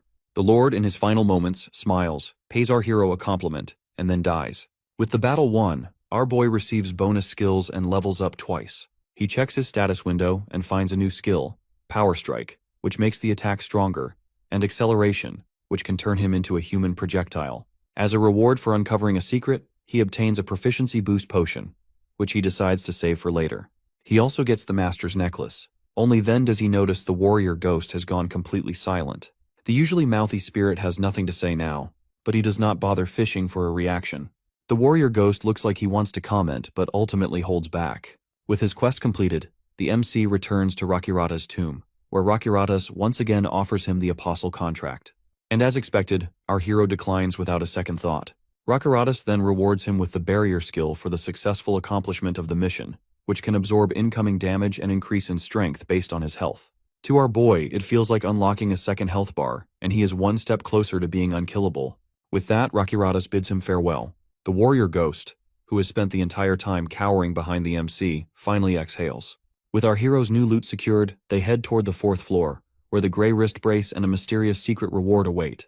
Our boy recalls Taeyeon mentioning that this floor is ruled by orcs who are tough, intelligent, and true warriors. Upon stepping through the gate, the MC finds himself in front of Valtazahar's altar, an elaborate structure crafted by devoted followers as a direct link to the god himself. The warrior ghost informs him that Valtazahar is the god of victory and is neither good nor evil, just really into winning. The deity takes an interest in our hero and offers him a test. Our boy hesitates. The last time he accepted a trial, Rakiratas nearly turned him into a cautionary tale. The warrior ghost, however, encourages him, as he has faith that the MC is strong enough to handle it. After a moment's thought, our hero agrees. Valtazahar reduces the interference area and seeks permission from the inhabitants of the 4th and 5th floors. 20 votes are in favor, with only 1 opposed. Then the entire floor trembles as if an earthquake has struck. Our hero realizes that something major is happening and rushes to open the door and check outside, only to see that the labyrinth has transformed into a straight path. The warrior ghost explains that Valtazahar had a hand in constructing the labyrinth, which is surprising, but not entirely impossible. Our boy does not waste time standing around, as staring at walls won't change anything. He decides to move quickly and check things out. He opens the first room and comes face to face with an orc wielding a sword. The moment it spots him, it gets into a battle stance, and that is when our hero understands the earlier vote. He charges in with ceremonial sword in hand. Their blades clash, but the orc's weapon is significantly larger, and that gives it the advantage. The MC takes a hit, but thankfully it's his barrier that breaks first. Adjusting his approach, he leaps and strikes the orc's shoulder. He immediately notices that these monsters are much tougher than before. It dawns on him that the problem is not strength, but technique. The orcs are not just swinging wildly, they are actually using structured combat forms. Copying them won't cut it, and he needs to actually learn their technique. The warrior ghost notices our boy's growing interest in swordsmanship, but, instead of being helpful, just tells him to move to the next room. The MC moves on, clears the 7th, 8th, and 9th rooms, and then reaches the boss chamber. Before stepping in, he wonders where the secret room on this floor could be. The warrior ghost is as useful as ever and has no clue. Our hero decides to deal with the boss first and figure it out later. Inside, he comes face to face with the orc champion, exactly as described. But then, an unexpected cry for help interrupts his thoughts. He turns his head and spots a girl crying. The warrior ghost actually recognizes her and is shocked to see her alive. The girl, in turn, recognizes the warrior ghost as well and immediately clings to our boy and begs for help. Apparently, the labyrinth did some weird shifting, and she got kicked out. When she finally got her bearings, there was an orc standing right next to her. The warrior ghost bursts into laughter and informs her that it's all our hero's fault. The girl cannot believe it, that the MC, who looks like he just entered the labyrinth, yet everything changed because of him. That is when our boy puts the pieces together that the secret room on this floor is not a place, but an NPC. With that in mind, he shifts focus back to the orc and tells the girl to wait. The warrior ghost reassures her that she will be fine. Our boy notes that the orc champion is not even acknowledging the girl, but it's targeting him specifically. He accelerates toward the orc and delivers a devastating power strike and slices off its leg. The orc roars in pain and enters the berserker mode, but the MC is already a step ahead, and before it can do anything, he speeds up again, and, with another power strike, severs its other leg. And just like that, the fight is over, and he levels up again. The girl stares in disbelief. Taking down an orc champion is supposed to be a nightmare, yet this boy made it look like a simple workout. Still in shock, she asks who he really is. Instead of answering, our hero asks for her name. She turns to the ghost for reassurance and then introduces herself as Lilith, someone who prays for magic. She shares her story that she came to the labyrinth searching for knowledge, hoping to learn magic even though she had no natural talent for it. Basically, she was willing to risk it all for a dream. Grateful for the rescue, she thanks our boy and apologizes that she has nothing to offer in return. But the MC knows better that she has something far more valuable than gold or treasure. With her abilities, she can teach him magic. Lilith has spent her entire life mastering magic, so when the MC asks her to teach him, she looks at him blankly. She does not think she can teach him something that has taken her years to master.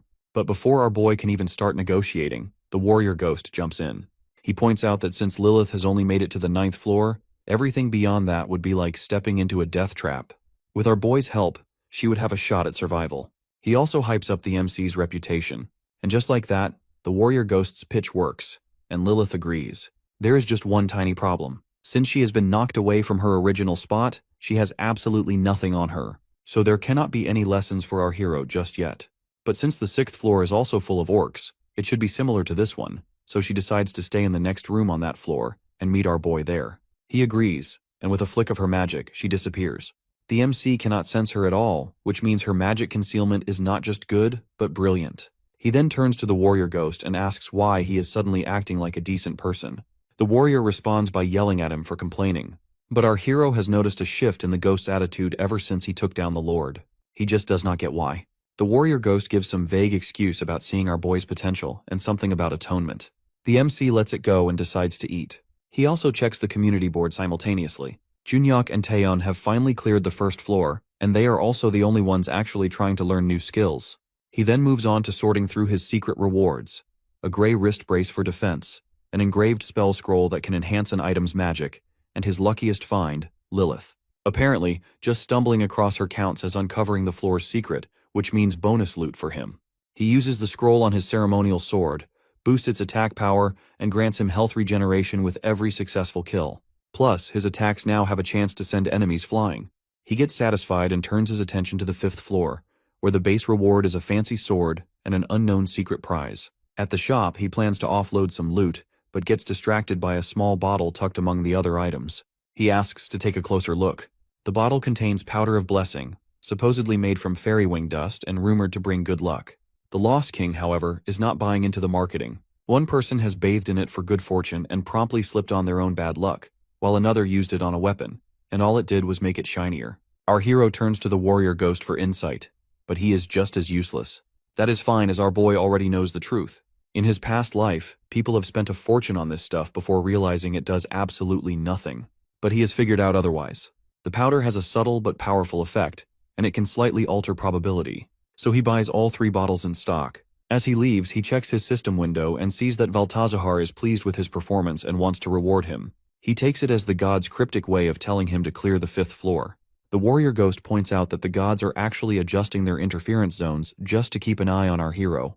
Apparently, that is a big deal, since they rarely do that even for their most devoted followers.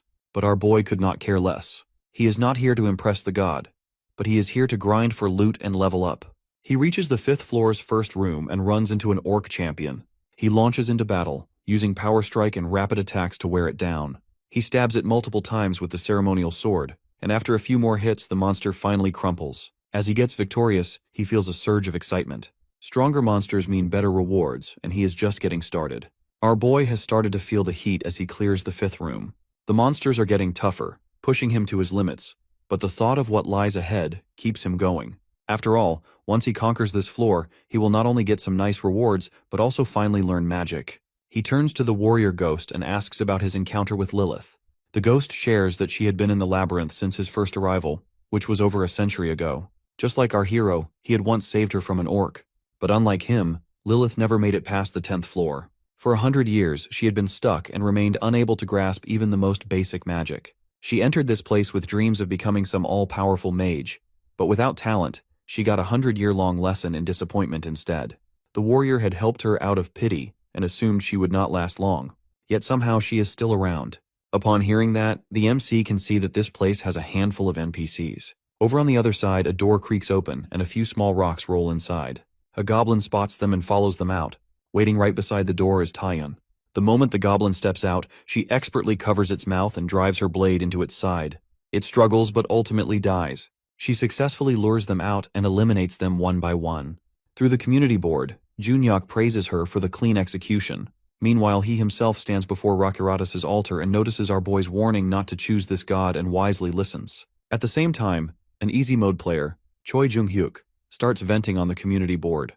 Apparently, he has had enough of alone mode players like Junyok making the monsters sound worse than they actually are. Some of his allies back him up, and before long, an argument breaks out. Our hero also scrolls through the board and sees that a month has passed in the labyrinth, and instead of focusing on survival, these people are busy picking fights. He figures that by now, players in easy and normal mode must have adapted. As long as they play it smart, they will not die. But clearly for them, logic has taken a back seat, and instead of blaming the actual problem that is the labyrinth, they have decided to target alone mode players, who are the main attraction in the community. He can see that this is different from the previous world. Back then, things were not this messy, because the one stirring up trouble now, Jung-hyuk, had once been kept in check by the MC. But now without him around, Jung-hyuk has probably already formed a guild, taken over easy mode, and decided that alone mode players are his new favorite punching bags. As per the rules of the labyrinth, different modes prevent players from meeting each other. And if a lone mode player mentions that something is really as brutal as it seems, clearing it is borderline impossible. But Jung-hyuk thinks he can do whatever he wants without consequences. The poor guy has no idea what is coming. Our boy simply posts that he will contact them in a month and shuts the board. With that, he moves toward the final room of the floor. Waiting inside is the boss, the orc tribal leader, Ratran. The massive orc studies our hero and acknowledges his fighting spirit. The MC has already noticed something about the orcs through fighting. None of them fears death. Every single one had met their end with a proud smile, and they were more interested in the thrill of battle than actually trying to kill him. Ratran lay out a harsh truth that the orcs are stuck here, bound to this place without knowing when they will be free. But if they must remain, he at least wants one real fight. He roars and surges with energy, and the system flashes a warning that Ratran has now become significantly harder to defeat. But the MC is also ready to face it. Ratran is lying on the ground, totally beaten, and tries to process what just happened. He never expected the MC to be this strong. The guy had zero knowledge of sword fighting, yet he fought like a pro. Ratran cannot help but wonder who this guy really is. But even after losing, Ratran feels content. If he has to be defeated, at least it was a fight worth remembering. He just hopes that our hero won't hesitate to finish what he started. With this, the MC completes the Valtazahar's trial and gets his rewards. First up is the Belt of Fighting Spirit, which boosts both attack and defense while restoring power and mana after every win, basically a cheat code for survival. Then there is the Proof of Victory, an ability that lets him continuously upgrade a stat of his choice, and for that, our boy picks mana. Valtazahar then offers an apostle contract, and our hero turns it down without a second thought. Moving on, he collects more prizes. For clearing the floor, he gets the brilliant ornamental sword. For the secret room, he receives the Blade of Self-Harm, a weapon that drains his power but lets him store it for later. He decides to test it out and slashes his forearm and watches as his strength drops. He decides to save it for emergencies. His final reward is the Dark Robe, a cloak that grants him a brief moment of invisibility. He puts it on, disappears for a second, and then reappears. As he moves forward, the warrior ghost takes notice of the dual swords in his hands and mentions that his own technique follows the same path. He shares that he created and perfected a swordsmanship style based on the Kabert Empire's great swordsmanship and earned the title of Swordmaster along the way. The MC naturally wants to learn it, but the warrior ghost thinks that at our boy's current level, it would be the fastest way to get himself killed. Instead, he challenges him to get stronger first, go deeper into the labyrinth, prove himself, and then they will talk. With that in mind, our hero reaches the 6th floor, where the engraved spell scroll is up for the reward. He remembers Tyon mentioning this floor was a nightmare because of the swamp. The worst part is that the monsters move freely while players slog through the mud. Predictably, the lizardman charges at him. The MC sets them on fire with his staff. As he clears the swamp, his insight skill improves. When a lizardman lunges at him, he kicks it down, and upon killing it, his mana increases again, and after dealing with other lizardmen, he pushes ahead.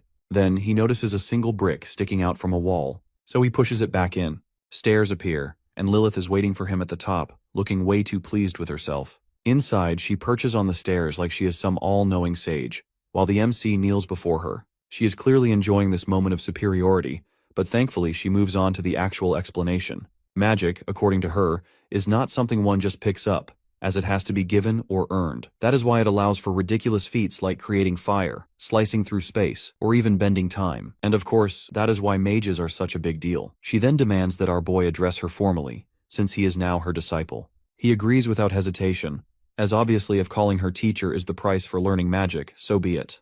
She demonstrates a simple fire spell, but to our hero, it just looks like an everyday flame. Apparently, that is normal for people who come from worlds without magic. As for actually learning magic, she explains that it's pretty straightforward. Just form a contract with the god of magic. Except, according to the warrior ghost, these gods don't just hand out contracts. Lilith only got one because she was a complete fanatic. The MC, who has already turned down multiple apostle contracts, is not exactly eager to sign another one. But before he can overthink it, Lilith takes matters into her own hands. She transfers her magic to him, since in the labyrinth, magic can be taught to someone who does not have it. The result of which is that our boy can now summon a tiny spark. Not exactly groundbreaking, but it's a start. He also gains 2 new abilities, magic granting and magic extraction. Now, as he watches Lilith's magic, he sees it in a completely new way. He never noticed anything like this in his past life. Meanwhile, Lilith is excited as she is ready to turn him into a proper mage. Lilith explains the easiest way to learn magic is by extracting it from magical items like staffs or enchanted tools. Lucky for our boy, he already has some. Using magic extraction, he successfully acquires 2 spells, a basic fireball and a random mind attack. He tests the fireball and watches it flare up and cannot help but be impressed. Lilith then explains another method, which is by learning directly from someone who knows the spell or offering a tribute to a god. Unfortunately, only apostles can do that, and our hero is not on any divine VIP list. But Lilith has a workaround, as she can make the tribute, learn the spell, and then pass it on to him. All he has to do is provide the tributes she needs. The MC agrees, and Lilith gets all excited. Our boy then asks if she can teach him invisibility spell, but she immediately shuts him down. Apparently, she did not actually learn her magic. She just received it, which means she cannot hand it out like free samples. To pass it on, she needs to offer another tribute to the god of magic and get permission first. In short, if our hero wants magic, he needs to hand over tributes twice, one for the god and one for Lilith. On top of that, the tribute must be weapons or equipment with real value. The MC dumps a pile of items in front of her, expecting at least one to be good enough, but Lilith is unimpressed as the gods don't care for quantity, but they want quality. Finally, he shows her the fancy necklace for the master, and she calls it worth a basic spell. So, our boy pulls out the ceremonial sword, but Lilith tries to warn him about some potential disaster of taking gods so lightly. Then he presents an old wooden staff, and finally, Lilith approves. Our hero hands it over to her. Lilith asks what magic he wants. The options are Fireball, which he already has, Ice Arrows, which is the same thing but colder, Basic Detection, which is basically a monster radar, the Veil of Cover, which can turn him into a blur, and Food Production that creates water and porridge, which, according to Lilith, tastes like sadness. The MC picks Food Production. The warrior ghost, who knows the horrors of goblin meat, could not be prouder of his decision. Lilith starts casting the spell, and a powerful gaze falls upon our boy. Surprisingly, the god of magic grants permission without making a fuss. Lilith is stunned because, as far as she knows, this god is usually a picky control freak. Even the warrior ghost had to jump through hoops to get magic, but apparently our hero just exists, and gods love him. With that settled, the MC decides he will come back later with better tributes to learn more magic. Afterward, he moves on, now effortlessly roasting monsters with fireball magic. The warrior ghost suggests he just keep going and hand over tributes to Lilith if he finds anything worthy. But our boy is focused on his status window. His barrier has grown significantly, which is great, but the warrior ghost is less interested in stats and more interested in moving forward. Then, for reasons beyond mortal understanding, our hero starts taking off his armor, then his pants. The warrior ghost immediately spirals into panic mode. But before the ghost can lose what is left of his sanity, the MC calmly puts his pants back on, followed by his shirt. The warrior ghost, however, is already spiritually traumatized and is unable to comprehend whatever just happened. Our boy just wants him to watch. A lizardman, hiding behind a tree, sees our hero standing there, seemingly defenseless, and takes this as its golden opportunity. It rushes in, only to get grabbed mid-attack. The hit still lands, but it barely does anything, and as a result, the MC gains a new skill, Solidify. And because he did not actually lose any health from that first attack, he gets another skill. First attack, Nullification. The lizardman charges again. Our boy activates his new skill, grabs the creature by the neck, and throws it away, finishing it off. Our hero remembers his previous life's battle with S-rank monsters, especially the attack nullification skill. Unlike blocking or dodging, this ability just erases the attack from existence and leaves the opponent completely dumbfounded. The warrior ghost knows exactly what kind of suffering the MC just went through to acquire it. Now, our hero uses the Blade of Self-Harm and restores his barrier. The Solidify skill he picked a few moments ago cuts an incoming attack's damage in half. But of course, that is not enough for him. He wants more nullification skills. The warrior ghost is worried, and for good reason. Our hero already took a beating to earn the first one, and his barrier is barely clinging to life at just above 30. If he takes 2 more hits, it's game over. But our boy is not concerned at all. He has got the Powder of Blessing, which is his cheat code. He covers himself in all 3 bottles and steps into the next room. The moment he enters, a lizardman spots him and charges to stab him. The MC activates his first nullification skill and makes the attack disappear like it never existed. The lizardman tries again. This time our hero dodges, but he still takes some damage. His barrier, which was already struggling at 35, drops to 18. Apparently, the system calculates damage based on multiple factors like accuracy, evasion, defense, and luck. And there is a 10% damage fluctuation purely based on chance. So, if an attack should deal 30 damage, the final number could be anywhere from 27 to 33, decided entirely by fate. Fortunately, Powder of Blessing tweaks the odds slightly in our boy's favor, and to top it off, using more than 3 bottles guarantees lower damage. The lizardman attacks again, and our hero's barrier finally shatters. But that is exactly what he wanted. In exchange for losing his shield, he successfully acquires his second nullification skill. Now that he has got what he came for, he finishes off the lizardman and launches it into the sky like he is punting a football. Not wasting time, he moves on and swiftly takes down another lizardman by stabbing it straight through the heart, which is its weak spot. And just like that, he gets another skill, Weak Spot Attack. With most of the floor cleared, he decides to take a break before the boss fight. He sits down and eats what can only be described as the blandest excuse for food ever. It tastes like flavorless porridge, but it's still fuel. While eating, he asks the warrior ghost about random mind attack and whether he can stack its effects. The ghost explains that the spell needs to finish its effect before it can be used again. Our boy recalls a conversation with Lilith where he learnt that magic skills count as abilities in the labyrinth. So he tries to reshape a fireball into an arrow, but it fails spectacularly. The warrior ghost watches as the MC struggles with what is obviously high-tier magic. Still, our hero refuses to give up. He forms 3 fireballs and tosses them into the distance to start a fire. This sparks an idea that if he can acquire new skills by replicating certain effects, maybe magic works the same way. He puts his theory to the test. He knows he cannot merge fireballs while holding them, but something clicks when he throws one away.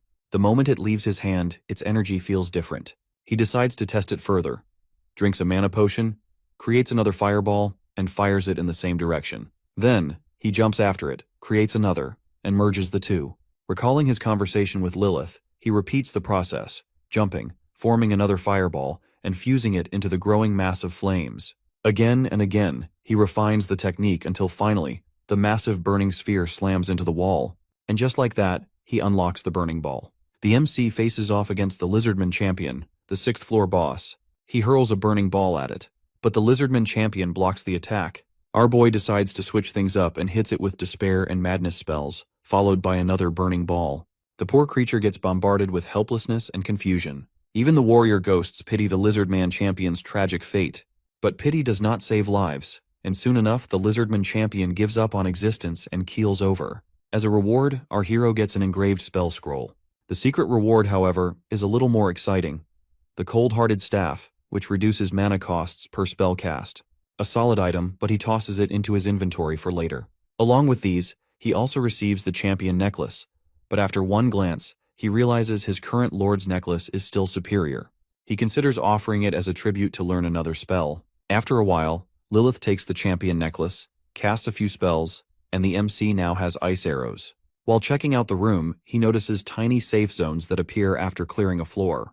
He then discusses ice arrows with the warrior ghost, and they start whispering like conspirators, which obviously confuses Lilith. When she demands to know what is going on, they decide to take her out first. Once outside, our boy forms a burning ball, and Lilith's reaction is nothing short of priceless. Her jaw nearly hits the floor while the warrior ghost starts to boast about our heroes this newly acquired skill. Turns out, it took Lilith 100 years to master invisibility magic, while the MC, blissfully unaware of how difficult magic is supposed to be, just pulled off high-tier magic like it was no big deal. Lilith, of course, does not take this well. She goes on a rant about how magic tiers are vastly different, and that beginner-tier magic and above require actual fusion, unlike basic spells that can just be slapped onto a staff. Somewhere along the way, she collapses dramatically and whines about how unfair the world is. She wants to know how he learnt it so effortlessly, but to our hero, it's not even a big deal. That response nearly kills her. A few moments later, Lilith is half dead on the floor, worn out after trying it. Since wizards don't exactly do stamina training, she is completely out of energy. Still, she thanks the MC, as this whole experience has made her realize how much she still has to learn. With that, they part ways, and our boy heads to the next floor. On his way, he checks his status window and sees his stats looking solid, some even better than in his previous life. He steps into the 7th floor and learns that the clearing reward is the Dirty Being's necklace. The warrior ghost will teach him his empire's swordsmanship on this floor. But before that, he has a long story. Apparently, in his world, strength was everything, and the weak were basically decorative background characters. Even the royal family played by these rules, as he had to take out his own siblings to claim the throne. He admits he can never go back now, and leaving behind his swordsmanship is his only way of making peace with the past. A touching story, really, except our hero is more interested in whether the technique is actually useful. The MC finds a spacious room and figures it's a good place to train. The warrior ghost explains that his swordsmanship has no defense and just pure offense. The key is predicting the opponent's movements and striking before they can react. Our boy points out that some attacks simply cannot be blocked, which makes this technique a bit unreliable. But the warrior ghost insists it's ridiculously powerful. Well, if it's that good, our hero figures he might as well take it. The warrior ghost places a hand on the MC and transfers the high-tier skill Sword of Storm Scars. Our boy checks the skill and sees that proficiency is at a solid 0. Turns out, ghosts can pass down knowledge, but not skill mastery, which means he has to figure it out himself. The warrior ghost tries explaining the technique, but our hero struggles to grasp it. He is supposed to aim for the chest, bend his arm, move left, and use his body's elasticity, except he just ends up tangled in his own clothes. The warrior ghost is struggling to put swordsmanship into words, but reassures him that he is not untalented, just inexperienced. The MC then asks if proficiency basically equals experience, and the warrior ghost confirms it does, as it only improves with practice. That is when our boy remembers the proficiency boost potion he got from defeating Hange Ha. He drinks it, and sure enough, his Sword of Storm Scars proficiency jumps up. Following the ghost's instructions, he finally pulls off the technique perfectly, just as the warrior himself once did. Our hero picks up a rusty sword from the shop, a choice that makes the Lost King confused. Not exactly the weapon of legends, but our boy is not here to impress, just to survive. Not long after, he finds himself facing a lizard man with the rusty swords. According to the warrior ghost, hands-on combat is the only way to truly master the Sword of Storm Scars, and there is no better way to start than with a sword of this kind. As the fight continues, he realizes something. He can see every single counter against the lizardman's attacks, like the creature is moving in slow motion. A few strikes later, the fight ends, and his proficiency increases. The warrior ghost tells him to move his wrist more, as apparently he has been too stiff. Our hero makes the adjustment, and just like that, his fights start ending faster. Following the warrior ghost's instructions, he challenges another lizard man. One fight turns into another, and before he knows it, night falls. He lies down to sleep, much to the warrior ghost's disbelief. Our boy's routine is downright insane, with half the day fighting, 6 hours perfecting his swordplay, and the rest is just enough sleep to not drop dead. But for the MC, this is paradise compared to aimlessly wandering around in a strange world. The warrior ghost, however, is convinced that this guy is absolutely nuts. 3 days pass, and our hero's skill sharpens to the point where he can predict an opponent's moves with ease. But something still feels off.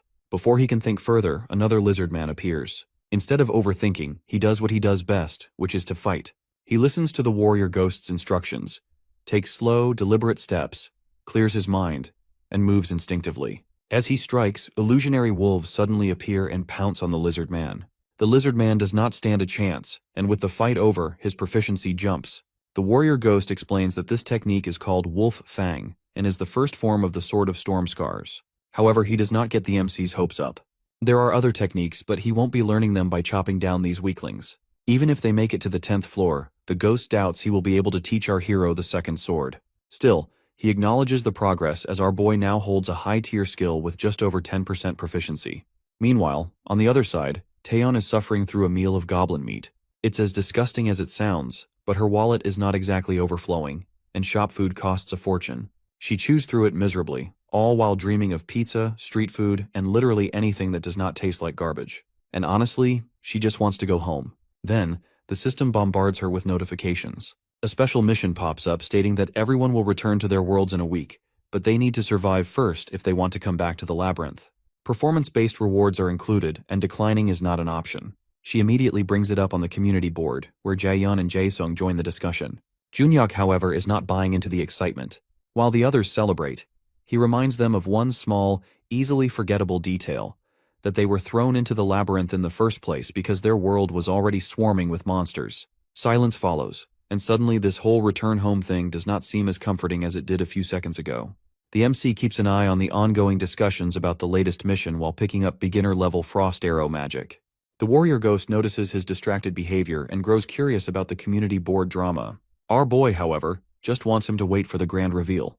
Right now, his priority is clearing the labyrinth fast. He storms through the secret room on the 7th floor. The treasure chest inside rewards him with a dexterity rune, which instantly boosts his dexterity.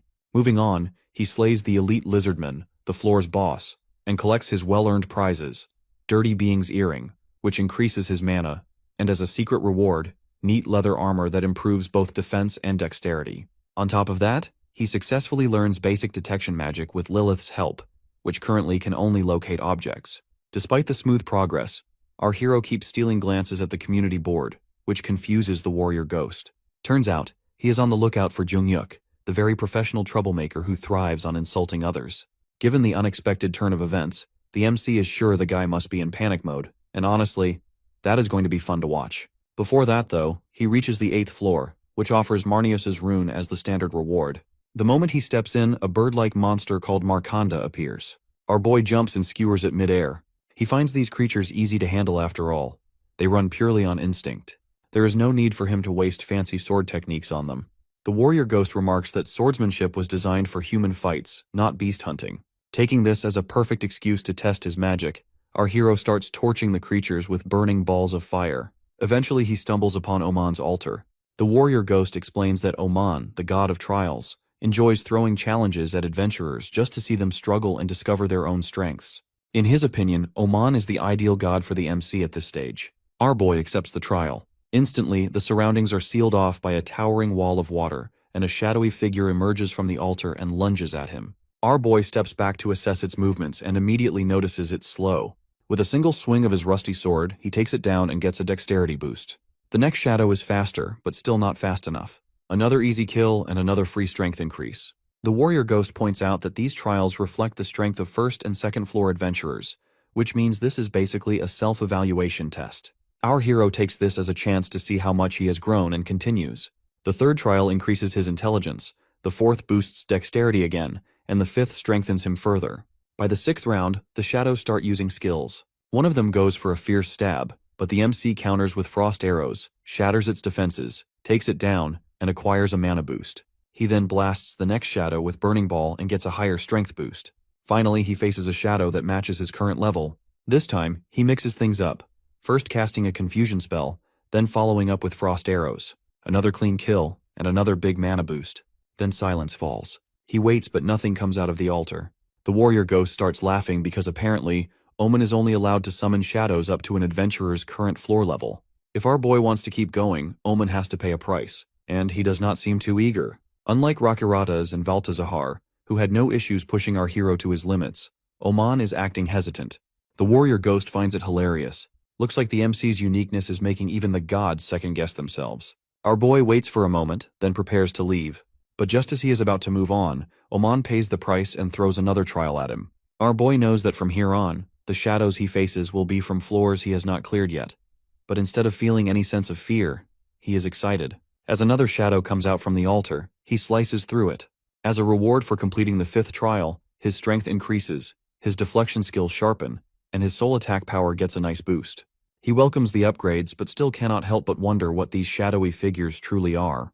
The warrior ghost explains that they are past adventurers who either failed their trials, made deals with gods, or simply died and donated their souls to the cause. So, in short, they are the leftovers of history's less fortunate adventurers.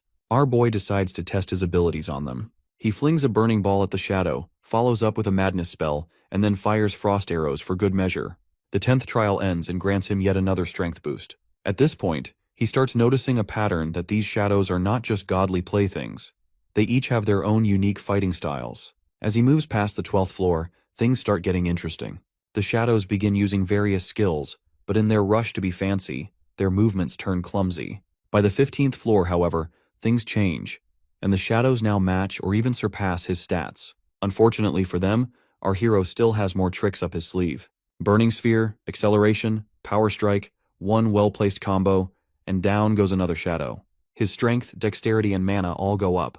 Though these battles don't grant him experience points, his soul attack and stats keep climbing. So basically, he is leveling up without technically leveling up. Then comes the 18th floor shadow. He swings his sword as he expects another clean hit, but the shadow has other ideas. It grabs him and drives a blade into his back. Thankfully, the MC had activated first attack nullification beforehand and turned the tables, finishing it off. Then comes the next problem. A massive shadow wielding a battle axe. Our boy blocks the hit with his swords and barely holds on. The system informs him that this one is undefeatable. But our hero does not back down. He has been through too much nonsense to quit now. The shadow swings its axe and activates Assault, a skill that forces its user into a wild, uncontrollable attack. The downside is that it leaves their back completely exposed.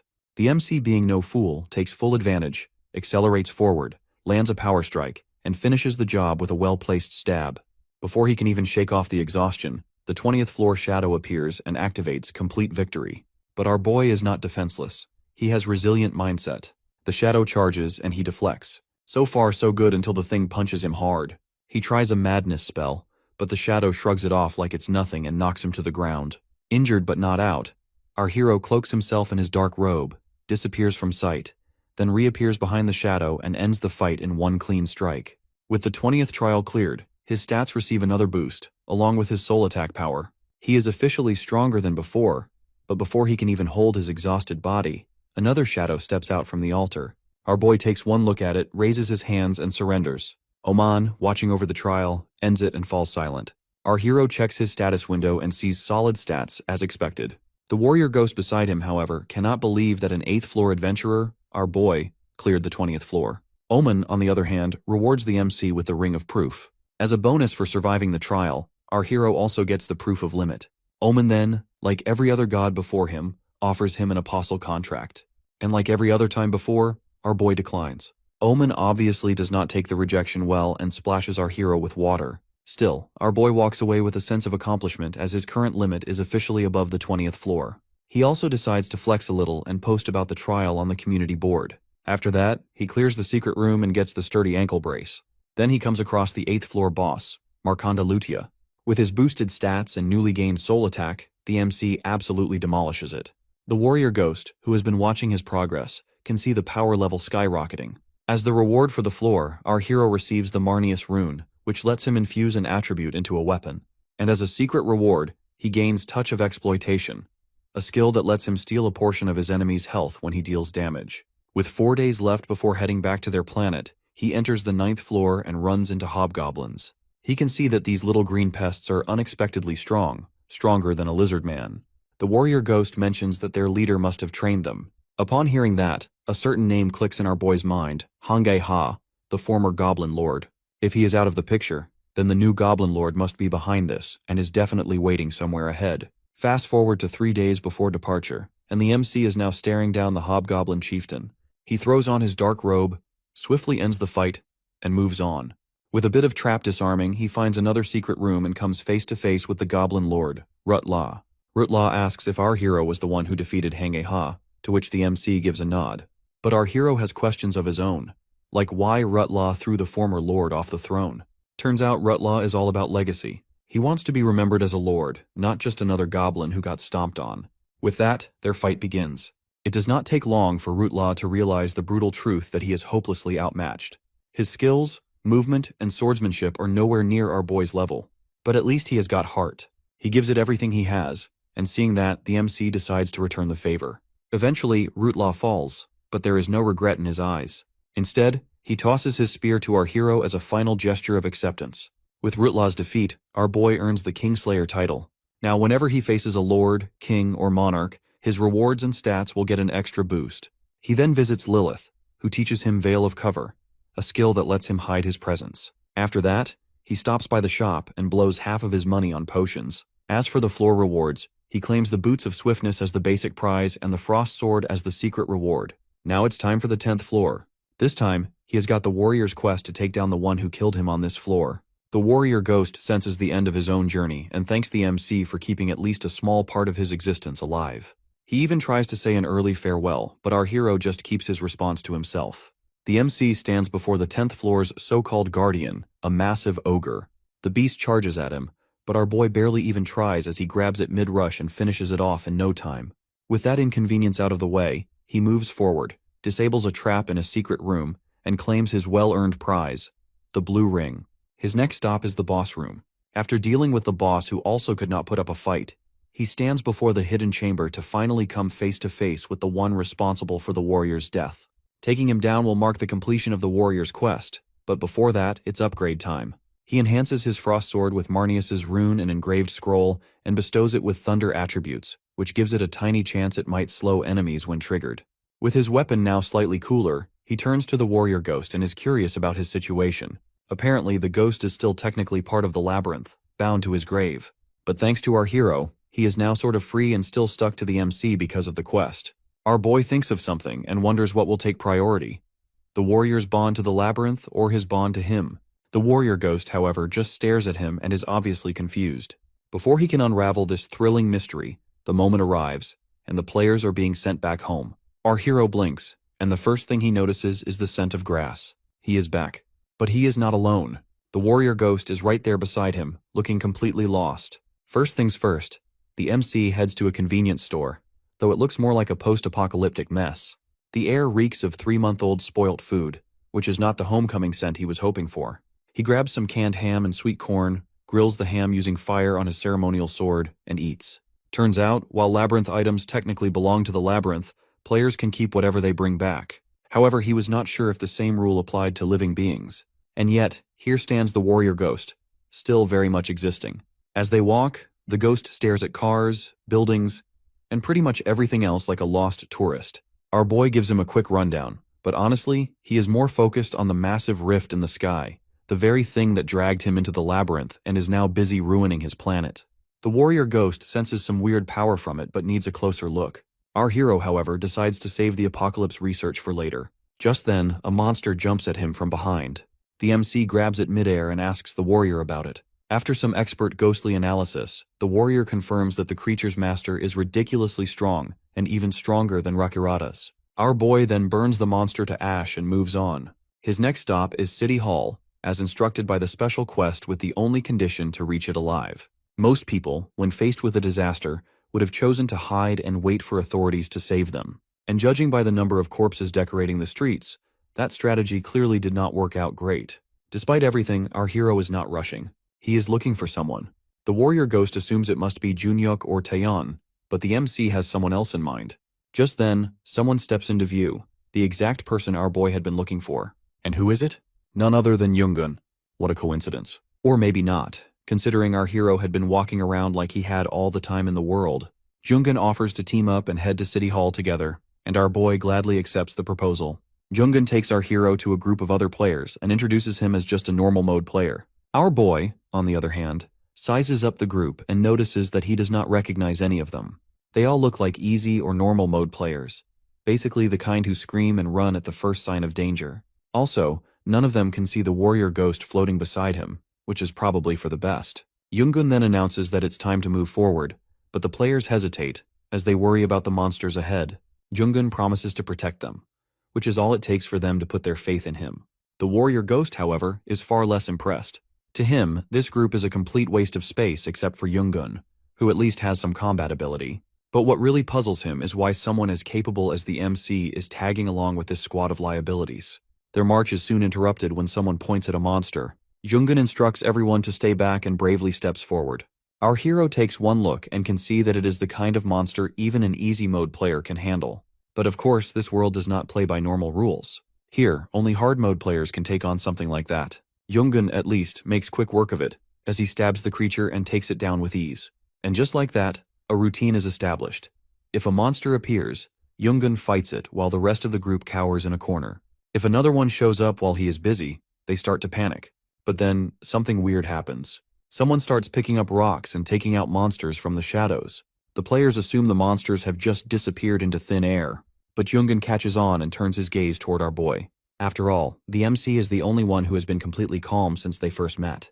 But he brushes the thought aside and keeps moving forward, while the MC continues playing Guardian Angel from the shadows. The warrior ghost, however, is losing his mind. In his eyes, these people are not just weak, but they are an embarrassment. Instead of at least trying to fight as a team, they have decided their best strategy is to sit back and let Yoongun do all the work. Our hero finds it rare to see the warrior ghost this furious. To calm him down, he points out that, technically, he is the odd one here. The others have chosen the easy labyrinth, so expecting them to act any differently is not right. But the warrior ghost is stuck on something else, as he has never heard of the labyrinth being divided into different modes. The MC then explains the concept of different labyrinth modes to him. The warrior ghost, of course, has never heard of such a thing. His theory is that someone ridiculously powerful must have made multiple copies of the original labyrinth, which sounds like an insane amount of effort. The bigger question is the reason. Whoever has done this is not just powerful. They have to be on a whole other level, probably above even the gods. Our boy has a weird feeling about all this. The monsters they have encountered so far are too weak. If someone really wanted them dead, they could have just sent a high-level monster right from the start. Instead, it feels like they are being monitored, and their progress is deliberately controlled. The warrior ghost has mentioned in the past about how gods love watching mortals struggle, and honestly, our boy would not be surprised if that is exactly what is happening. The ghost wants to hurry to the city hall, but the MC insists on sticking with the group. Not because he particularly cares, but he just does not want to get involved with those who have no real chances of survival. Well, except for Yoongun. If the others die, Yoongun will take it hard, and our hero already knows how that plays out. In his past life, Yoongun led a group to the city hall only to be the sole survivor. The streets are a nightmare, swarming with monsters while the unlucky survivors hide wherever they can. The night falls, and they are eating monster meat. Our boy, on the other hand, is enjoying ham like he is on a picnic. Then, a guy comes up to him, with all the confidence and entitlement. Lee Changsok, leader of the Athens Guild, demands the ham as if it is his birthright. When the MC does not hand it over, Changsok drops a threat that he will kill our hero once they return to the labyrinth. Our boy, however, points out the small detail Changsok seems to be overlooking, that there is no guarantee he will even make it back. After all, as he remembers from his past life, this very guild behaved around like kings of the labyrinth only to get wiped out on their second run. Changsok's face twists in rage and he throws a punch. But before his fist can land, Yoongun steps in and catches him mid-action. He then grabs his mouth because apparently he has had enough of the guys talking and punches him straight in the face. He makes it very clear that Changsok can believe whatever he wants. But if he steps out of line again, he won't be part of this squad anymore. That night, Yoongun stands guard while everyone else sleeps. Our hero approaches him and brings up how some of the players are terrified of him. Not that they are wrong to be. Yoongun, however, does not care as their fear is necessary. If they don't listen, they will die. Simple as that. Besides, keeping them in check has its perks, and he actually thanks the MC for the opportunity. Our boy, however, does not get it. Yoongun could have reached City Hall alone without any problem. And as a hard mode player, he should have known better than to waste time on people doomed to die. The survival rate is 1%, which means saving someone weak is just a temporary delay before they meet their inevitable fate. Yoongun's anger flares for a moment, but as he looks in our hero's eyes, a thought strikes him that this guy has seen far too many people die. And one thing is now obvious. The MC is not just some normal mode player pretending to be tough. Morning comes and Yoongun kicks everyone awake. They have a city hall to reach after all. But in their grand survival plan, two minor details have somehow slipped their minds. First, the monsters only attack people heading towards City Hall. Second, anyone traveling alone has either already made it or, well, is now monster food. Which explains why the roads are suspiciously empty. Then, just to make things worse, 3 monsters block their path. Yoongun orders everyone to run. He knows that he can probably handle 2, but 3 are way too much. Just as they start to bolt, a monster goes for a kid, and Yoongun does what he always does. That is, he throws himself in harm's way. City Hall is so close he can practically taste it, but there is no time for that. Using apnea, he engages the monsters, then tosses Powder of Calm to create a barrier. Just as he turns to check on the others, his stomach drops as he sees that they have stopped. More monsters have arrived, surrounding them completely. The players look at Yoongun, with their eyes filled with fear and a touch of hope. Because obviously, he is supposed to pull some miracle out of nowhere. But the problem is that he has nothing left. No items, no tricks, and no clever escape plan. He can fight, sure, but he won't win. Running away is an option, and a very tempting one on top of that. He can still get out of this alive. But they have trusted him. They have followed him. If he is just going to abandon them now, then there would be no point in saving them in the first place. For the first time, Yoongun finds himself completely stuck. He has no idea what to do. Yoongun is a good guy, kind, decent, and the type to help others. But let's be real, not that good. He is not about to throw his life away for anyone. Just as he hesitates, the MC steps forward and asks if he is really going to run away. Yoongun takes it as mockery, but our boy makes it clear that he is not judging, but he is just curious about what Yoongun has done in the past. Tears well up in Yoongun's eyes. He does not want to run away, but he does not have any other choice. If only he were stronger, maybe he could actually do something other than stand there and look conflicted. Before he can drown further in self-pity, a monster lunges at him from behind. The MC unsurprisingly handles it in half a second, as he cuts it down with his frost sword. More monsters charge, but our boy burns them all to ash. He then orders everyone to keep moving toward City Hall. After what feels like an eternity, they finally arrive. Some kids even find their parents, which made the whole trip at least somewhat worth it. Somehow, word spreads that Yoongun has been the one protecting everyone, and when he tries to clear up the misunderstanding, our hero shuts him up. The players head inside, and while the place looks packed, it is painfully obvious that compared to the number of people who should have been here, not many have actually made it.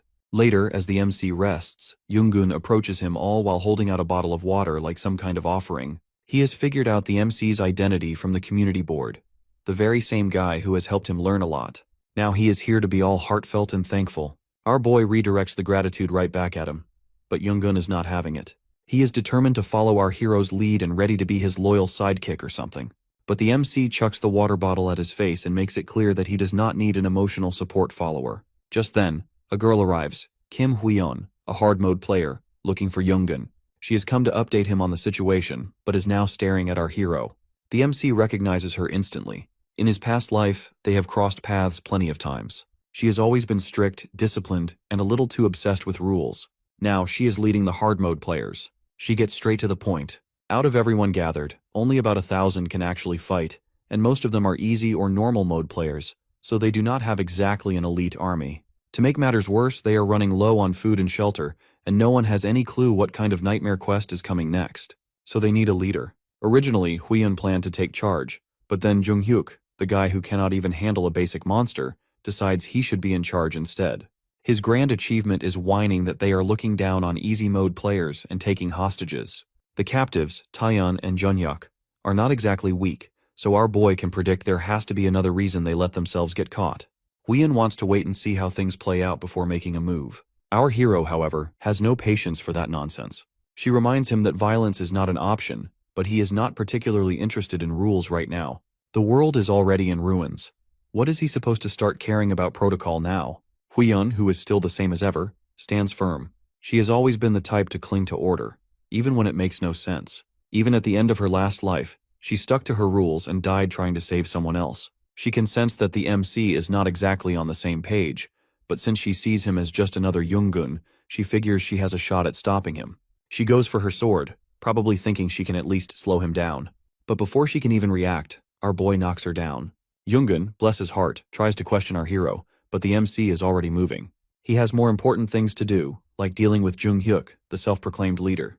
Junghyuk was having a productive day by blackmailing some poor guy with his men under the pretext of collecting debts. That is when he happened to glance out the window and saw a monster. Later, inside the labyrinth, things took a turn for him. He was running for his life from a monster when some guy saved him. Instead of being grateful, Junghyuk did what any self-respecting scumbag would do. He killed his savior and stole his stuff. In a place like the labyrinth where there is no law, no order, and just survival of the most shameless, pushing someone over the edge is child's play. By now, Junghyuk has already lured high-level players to his side, keeping them in check with a mix of violence and bribes. Toss a bone here and there and suddenly people forget they have morals. His next goal is total control of the labyrinth. He is lost in a rather grandiose fantasy about his future rule when Taeyeon brings him back to reality. Honestly, things have been going well for him. He arrived right in front of City Hall with no monster encounters, no unnecessary struggles, and just a straight ticket to the safe zone. Even those alone mode players he was so worried about turned out to be utter disappointments. Still, he did have a brief moment of panic when Taeyeon and Junhyuk showed up, but he blackmailed them using another hostage and forced them to back off. Now, feeling all high again, he starts spouting nonsense about how weak alone mode players are. But then, our boy shows up. Glass shatters as he enters, his presence alone making the room feel 10 degrees colder. The sheer intensity of his aura sends Junghyuk's instincts into survival mode. He scrambles and raises his walkie-talkie as he tries to play his last card with a threat that if the MC does not stop, he will order the hostages to be killed. Then Hwiyeon arrives, barely standing, and supported by Junggun. She wants our hero to stop. Junggun, on the other hand, asks Junghyuk what he wants. Junghyuk, of course, takes this as his moment to shine. He lays out his brilliant terms to guarantee his safety and authority, and in return, everyone gets to live. Hwiyeon, however, does not think an easy mode player should hold so much power. But Junghyuk argues that leadership is about experience, not strength.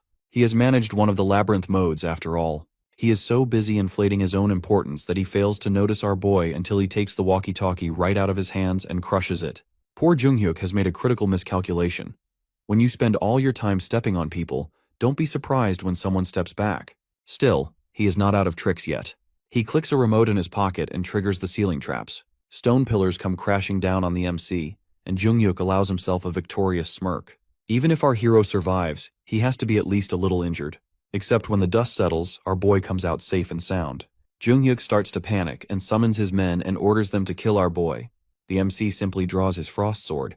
Hwiyeon makes a weak attempt to intervene, but our hero makes it clear that there is no need to play nice as these people are not worth saving.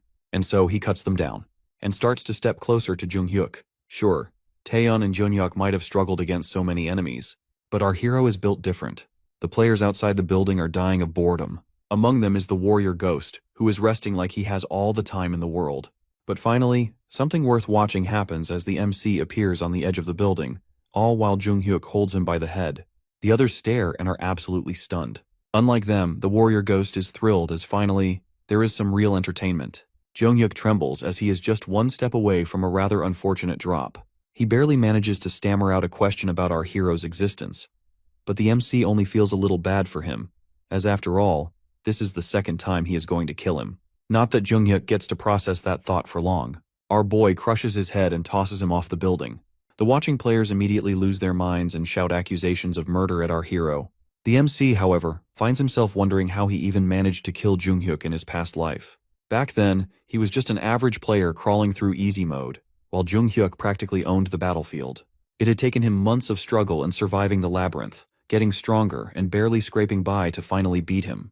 And now it's almost too easy. Junggun approaches the MC and warns him that things are about to get tougher.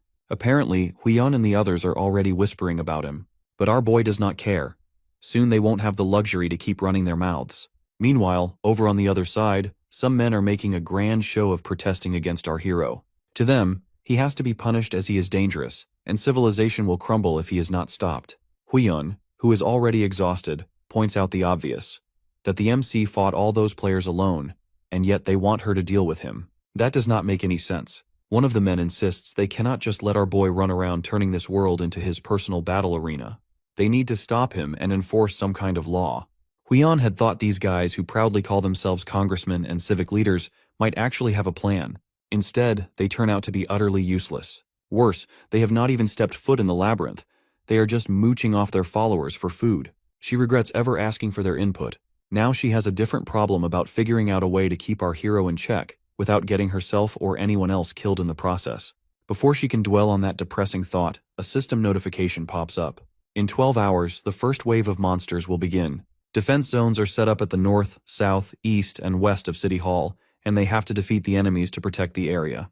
Immediately, panicked players flood the room and bombard Huion with questions. She calms them down, then notices that the so-called congressmen have quietly disappeared.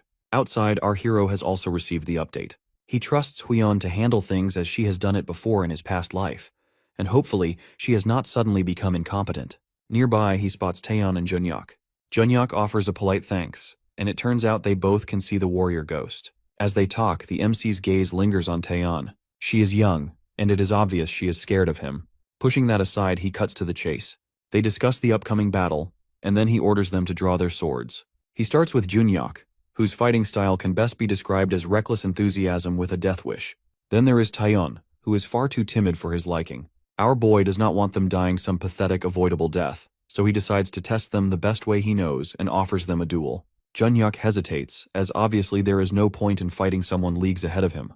But our hero reassures him that the skill he will use adjusts their stats to match the weaker opponent, and he won't activate any abilities either. Not that it matters, because this is not a request. Junhyuk finally accepts, as he feels determined to prove he is not weak. Taeyeon, on the other hand, thinks the whole thing is completely insane, which, to be fair, is not entirely wrong. But Junhyuk sees this as a golden opportunity. Normally he would not stand a chance against the MC, but with the stats equalized, there is a tiny chance. And honestly, that is good enough for him.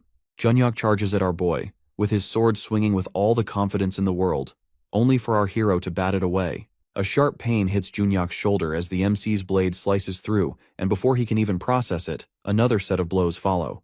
Junhyuk tries to block. Really he does, but he fails. Our boy whispers that Junhyuk should just admit he is weak. Naturally, Junhyuk's pride won't allow that, so he goes for another desperate attack, but is smacked down even harder.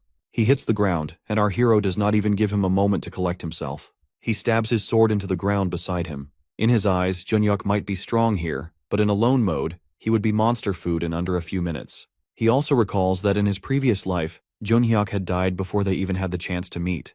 Junhyuk, on the other hand, is lying there, and his brain is struggling to process the massive difference in their abilities. Seeing this, the MC decides that they will just keep fighting until he finally gets it. Half an hour and a lot of bruises later, Junhyuk crashes to the ground once again, but this time, reality has properly kicked in. He knows exactly that he stands at the very bottom. He finally admits defeat, and our boy claims his victory. Next up is Taeyeon. The second our hero turns to her, she starts shaking and surrenders before he even lifts his sword. Unfortunately for her, giving up before the fight even begins is not an option. Unlike Junhyuk, her problem is not raw strength, but that she does not believe in herself. So, to prove a point, the MC rushes at her and wants her to block his attacks, and she manages to do so but barely. She even swings back. Our boy spins and counters and expects her to crumble, but she blocks again. Even Junhyuk notices that despite flailing like a beginner, she is actually holding up pretty well. Our hero finally grabs her shoulder and shoves her to the ground, ending the match. He tells her she is stronger than she gives herself credit for, but that does not mean she should let it get to her head. With that, their training session is over. From then on, the MC teaches them proper skills and strategies to survive the labyrinth. By the time night falls, he wraps up the lesson and tells them to share the knowledge with the other players. Before parting ways, he adds a simple but important warning not to die. Their reaction is weird. They exchange a glance, and our boy questions their look. Turns out, they expected him to be some ruthless, heartless brute, but instead, he is kind of nice. Well, that is their problem. With that, they split up. Our hero opens the system to check that just over 6 hours remain until the wave begins. Meanwhile, Huion is drowning in paperwork and looks like she is losing her mind. She nearly jumps out when the MC suddenly appears, having casually slipped in through the window like some kind of nighttime assassin. He asks for an update. Huion explains the plan that since monsters will be attacking from all sides, she is splitting their forces accordingly. To make movement easier, she plans to send the players outside before the battle begins. Not everyone was on board with that though. Some outright refused to fight, and she barely managed to talk them into it. Our boy listens, then makes a request, which honestly seems more like a demand to leave one entire side to him and move the players stationed there somewhere else. She agrees to do so and even offers her gratitude. He then leaves. Now, with only 30 minutes left until the first wave, the air is thick with tension. The players, most of whom were probably regretting all their life choices right about now, brace themselves for what's coming. At the south, Huion leads her group. At the west, Yoongun commands his forces. At the east, Taeyeon and Junhyuk stand ready. And at the north, completely and utterly alone, our hero waits. The fight finally begins. A barrier seals off the entire city hall, and within seconds, monsters come pouring in.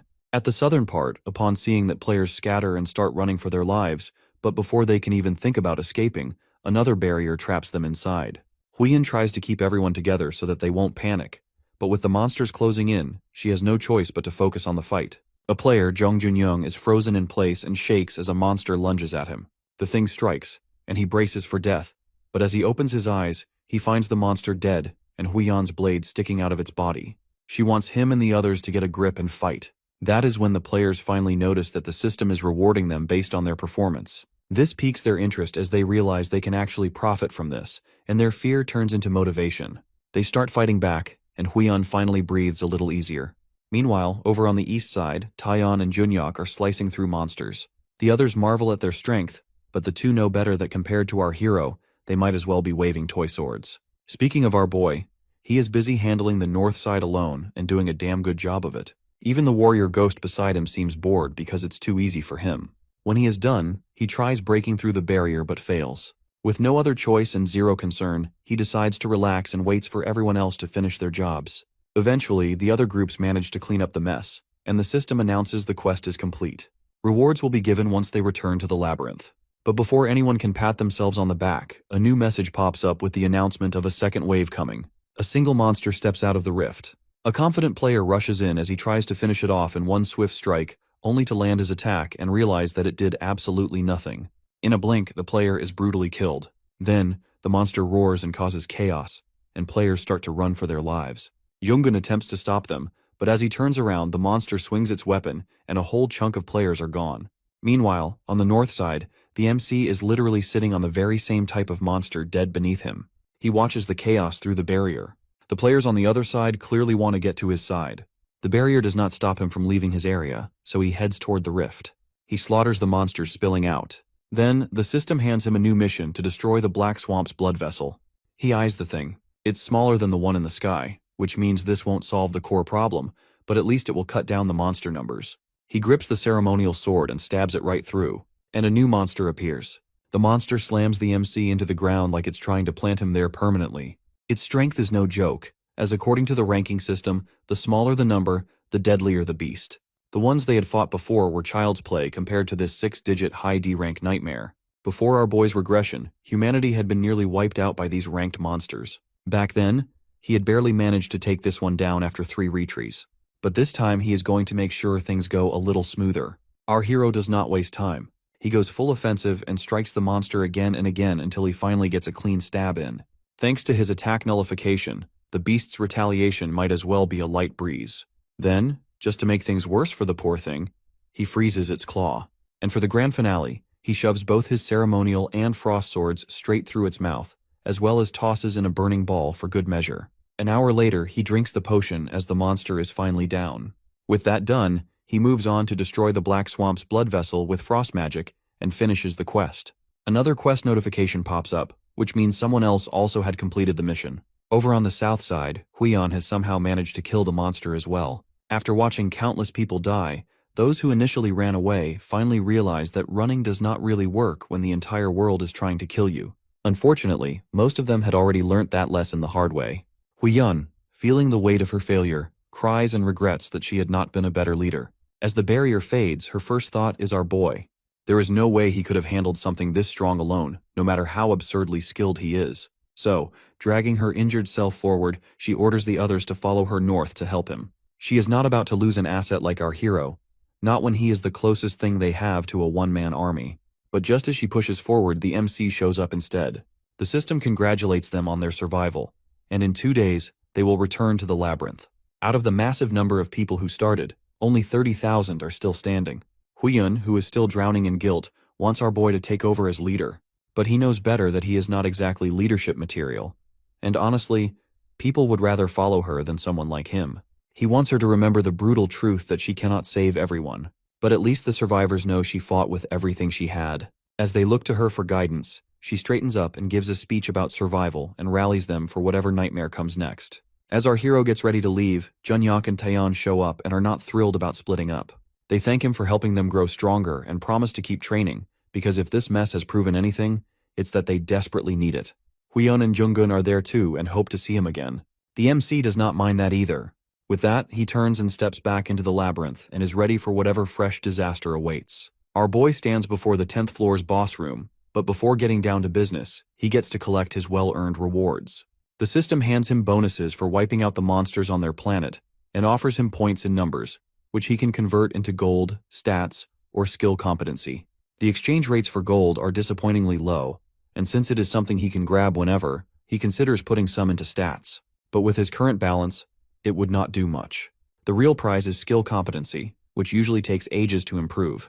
Boosting it by 20%, a skill might evolve into something new, sometimes significantly, sometimes, well, barely noticeable. He then turns to the warrior ghost and asks what would happen if he leveled up his Sword of Stormscar skill. The ghost, who has been stuck in deep philosophical thinking mode since their return, does not have an exact answer, but insists that improving his physical body first would be the smarter move. The MC then opens his status window, only to be greeted by a chaotic mess of options. One thing that catches his eye is magic. He decides to dig deeper and heads to the 9th floor's safety zone and spills everything to Lilith. When she hears he can boost his competency level by 50%, she looks like she just heard the dumbest thing in existence. She immediately warns him not to share this with anyone unless he wants to get assassinated. Apparently, the stronger one's magic competency, the more useful it becomes. Right now, his competency is so low that even beginner-level spells are out of his reach. Magic in the labyrinth has different levels, but how much of it one can actually use depends on competency. Normally, at 20%, someone can squeeze out the full potential of basic spells, but only half the power of beginner-level ones. At 40%, they can finally use beginner magic properly, and at 60%, they can control intermediate-level magic like a pro. Now it's decision time. First, our boy spends 100 points to boost his detection skill by 10%. By using it, he can see enemy weaknesses, hidden rooms, and even get occasional helpful insights from the system. With the rest of his points, he levels up magic and unlocks magic acceleration and magic explosion. Now he can actually control elements like fire, ice, and wind without looking like a total amateur. He decides to test it on the burning ball and notices it's now bigger and great for intimidation. He uses acceleration magic on it and sees that it not only moves faster but also hits harder. Then, he experiments with frost arrows, shattering them into sharp fragments using magic explosion. Now, onto the main event, which is the 10th floor boss, the ogre fighter. Our hero launches his burning ball and cranks up its speed with acceleration magic. The flames engulf the ogre, but of course he is not done yet. He throws in a confusion spell to mess with the beast's movements, then drops a magic explosion on it.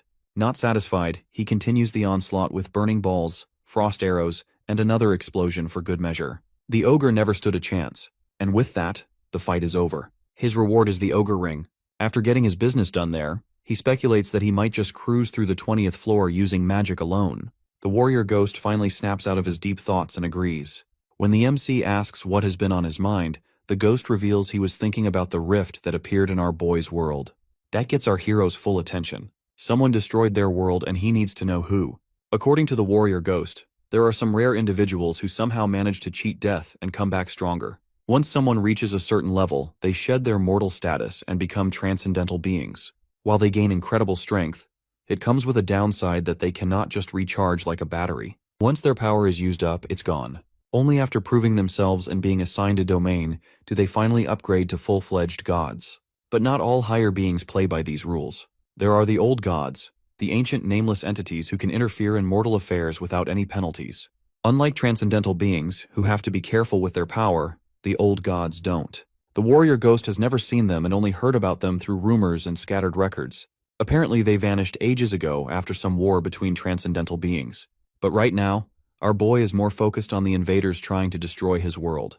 Their reasons remain a mystery, but according to the warrior ghost, they cannot afford to send their strongest fighters. Well, supposedly. Because our hero still remembers the apostle they sent back then. Someone so powerful even Taiyun could not defeat. While conversing, they finally reach their destination, and the warrior ghost demands the MC kill the enemy already. Our boy enters the room and encounters the sage ogre, who makes it clear that he has no intention to throw a punch. Instead, he asks for a final chat before his inevitable demise. Surprisingly, the warrior ghost does not throw a tantrum and just tells the ogre to do whatever. That alone is enough to shock the ogre. He remembers the warrior as reckless, arrogant, and not exactly the listening type. The sage ogre talks about how the gods and adventurers once hated the warrior because he was weak-hearted. Maybe that is why the warrior did not kill him before, because he was the only one who ever let him speak. But in the end, that had been a mistake. The warrior was an adventurer, and the ogre was a monster, and there was no deep, touching connection between them. The warrior ghost is about ready to explode, but our hero is not attacking just yet. He is more interested in the ogre's weapon, and for good reason, as this is not some random piece of junk. The warrior ghost recognizes it as an offensive artifact, something so rare that even strong adventurers struggle to get their hands on it. And yet here it is, in the hands of a 10th floor monster. When asked about it, the ogre expertly dodges the question and steers the conversation elsewhere about how much the warrior has changed. But then, he drops the real bombshell that the weapon was given to him by the Guide of Sin with a task to kill the warrior. They even threatened the ogre's life, which left him no choice but to accept. The warrior ghost is boiling with anger. The thought that his enemies were too afraid to face him directly and instead resorted to bribing monsters is insulting. The ogre, however, is done talking. He accepts his fate and is ready for whatever comes next. The MC does not hesitate, and with one clean strike, it's over. The system acknowledges his victory, that he has cleared the 10th floor, but along with that comes a disturbing message. Higher beings are watching him, some with curiosity, others with hostility. As a reward, our boy claims the ogre's weapon, Edge of Calamity. The warrior ghost is not sure whether to be grateful or curse the ogre for it, but for now, he focuses on something else. As a proper reward, he gifts our hero Cabot's relic, a sword soaked in the blood of ancestors. The system describes its abilities as it grows stronger against enemies of noble lineage, but the warrior ghost is not satisfied. Learning the truth about his past only fuels his rage. He gives the MC a new mission to hunt down and eliminate everyone involved in his murder. Our boy, of course, accepts. Meanwhile, somewhere else, the Guide of Sin is already on the move and is looking for more useful pawns. Half of the adventurers who have given up on conquering the labyrinth decide they are not cut out for the whole fight to survive thing.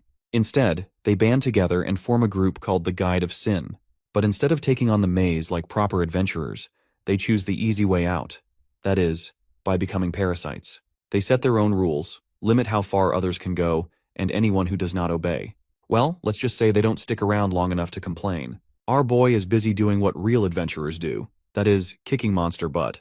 He takes down the Skeleton Knight, the boss of the 11th floor, and gets his rewards. The bracelet of countermove, an ogre ring, which is basically just a fancy human bracelet, and a lion ring. According to the warrior ghost, the big shots of the Guide of Sin are hiding out in the deeper floors, while their underlings are scattered around. Not that it matters to our hero, as he has all places to be. He steps onto the 12th floor and is immediately hit by a stench so bad he almost regrets coming down here. The theme of the labyrinth has changed because apparently, every 10 floors, things have to get worse. From here to the 20th floor, undead monsters are the main attraction, which explains the lovely aroma of rotting flesh filling the air. Not long after, he comes across the altar of Maria. Unlike Rakirada's, Maria's is so plain he would not have even noticed it if not for the system's update. The warrior ghost explains that Maria is the goddess of choice. However, he cannot spill any details about her test, as apparently the conditions for him and the MC are different. The only thing our boy really needs to know is that Maria is powerful, and like all powerful beings, she is totally unpredictable. As soon as he touches the altar, a quest pops up. Maria wants to test him, and of course, she is not about to go easy on him. She even offers an intensified version of the test. Our boy, being the MC, accepts without a second thought. Maria laughs and wants him to choose between fighting a lot of enemies or just a few. Our hero has no clue what the right answer is. But since Maria is the goddess of choice, it's pretty obvious she just wants him to, well, choose.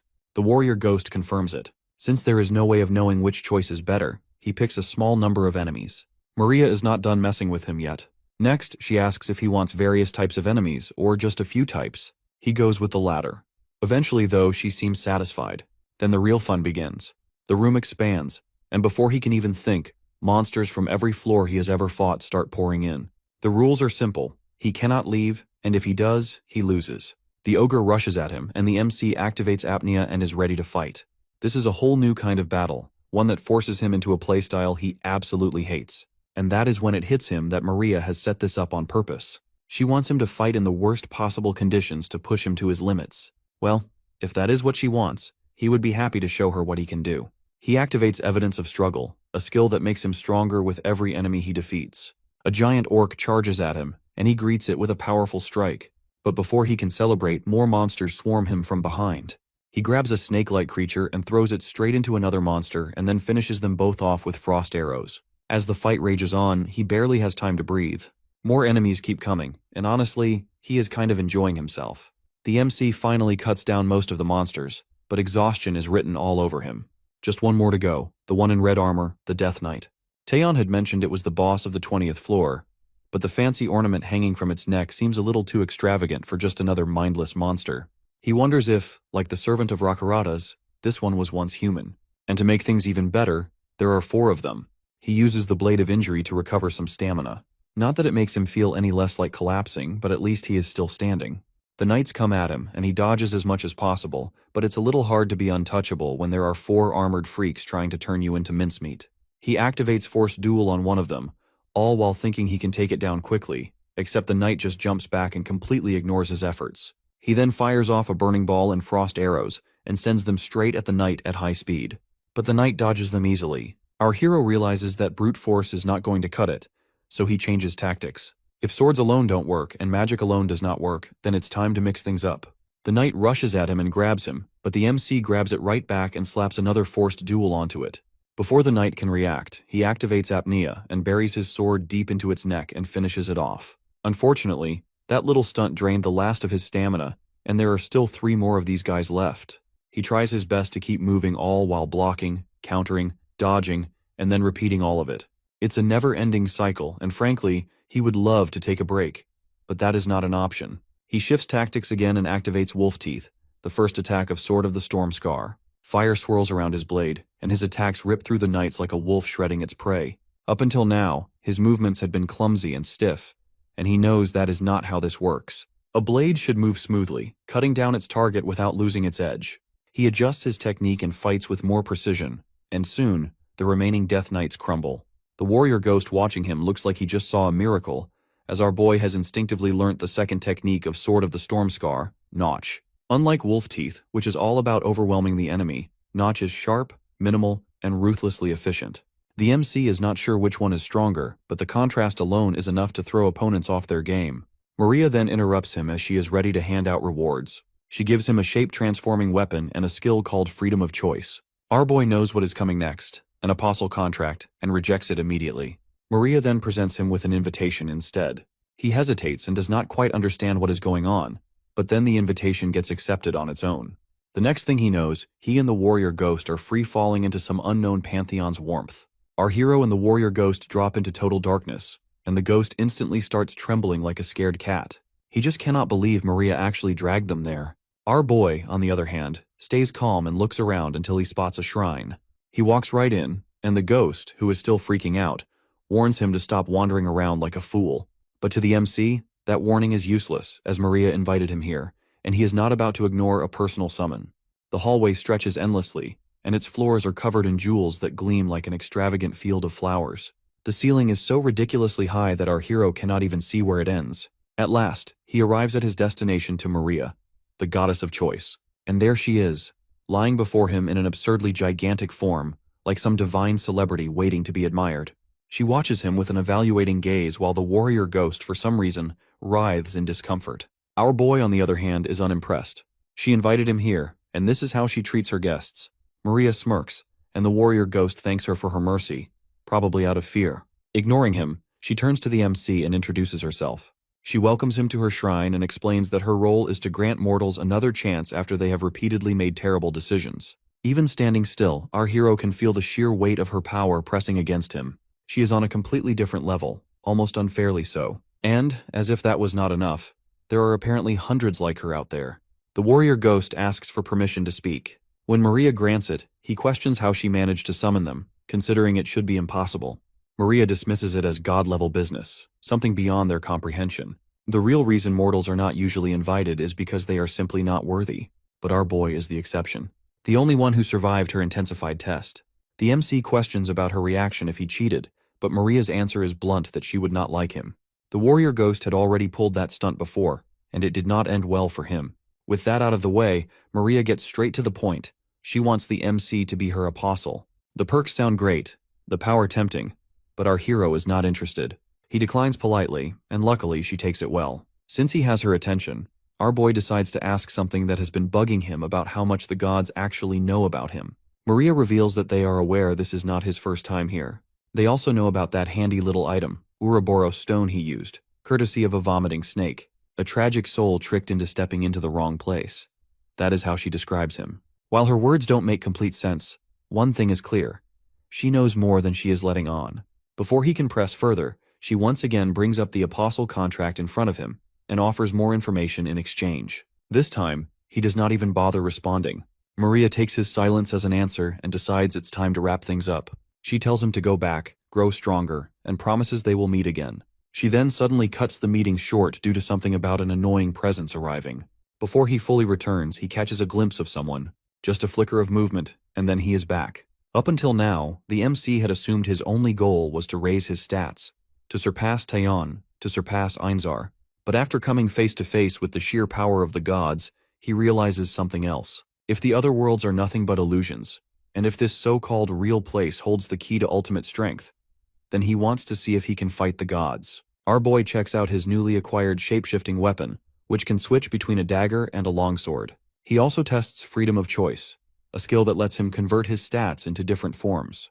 Just for fun, he converts some stamina with the protective shield and finds it surprisingly useful.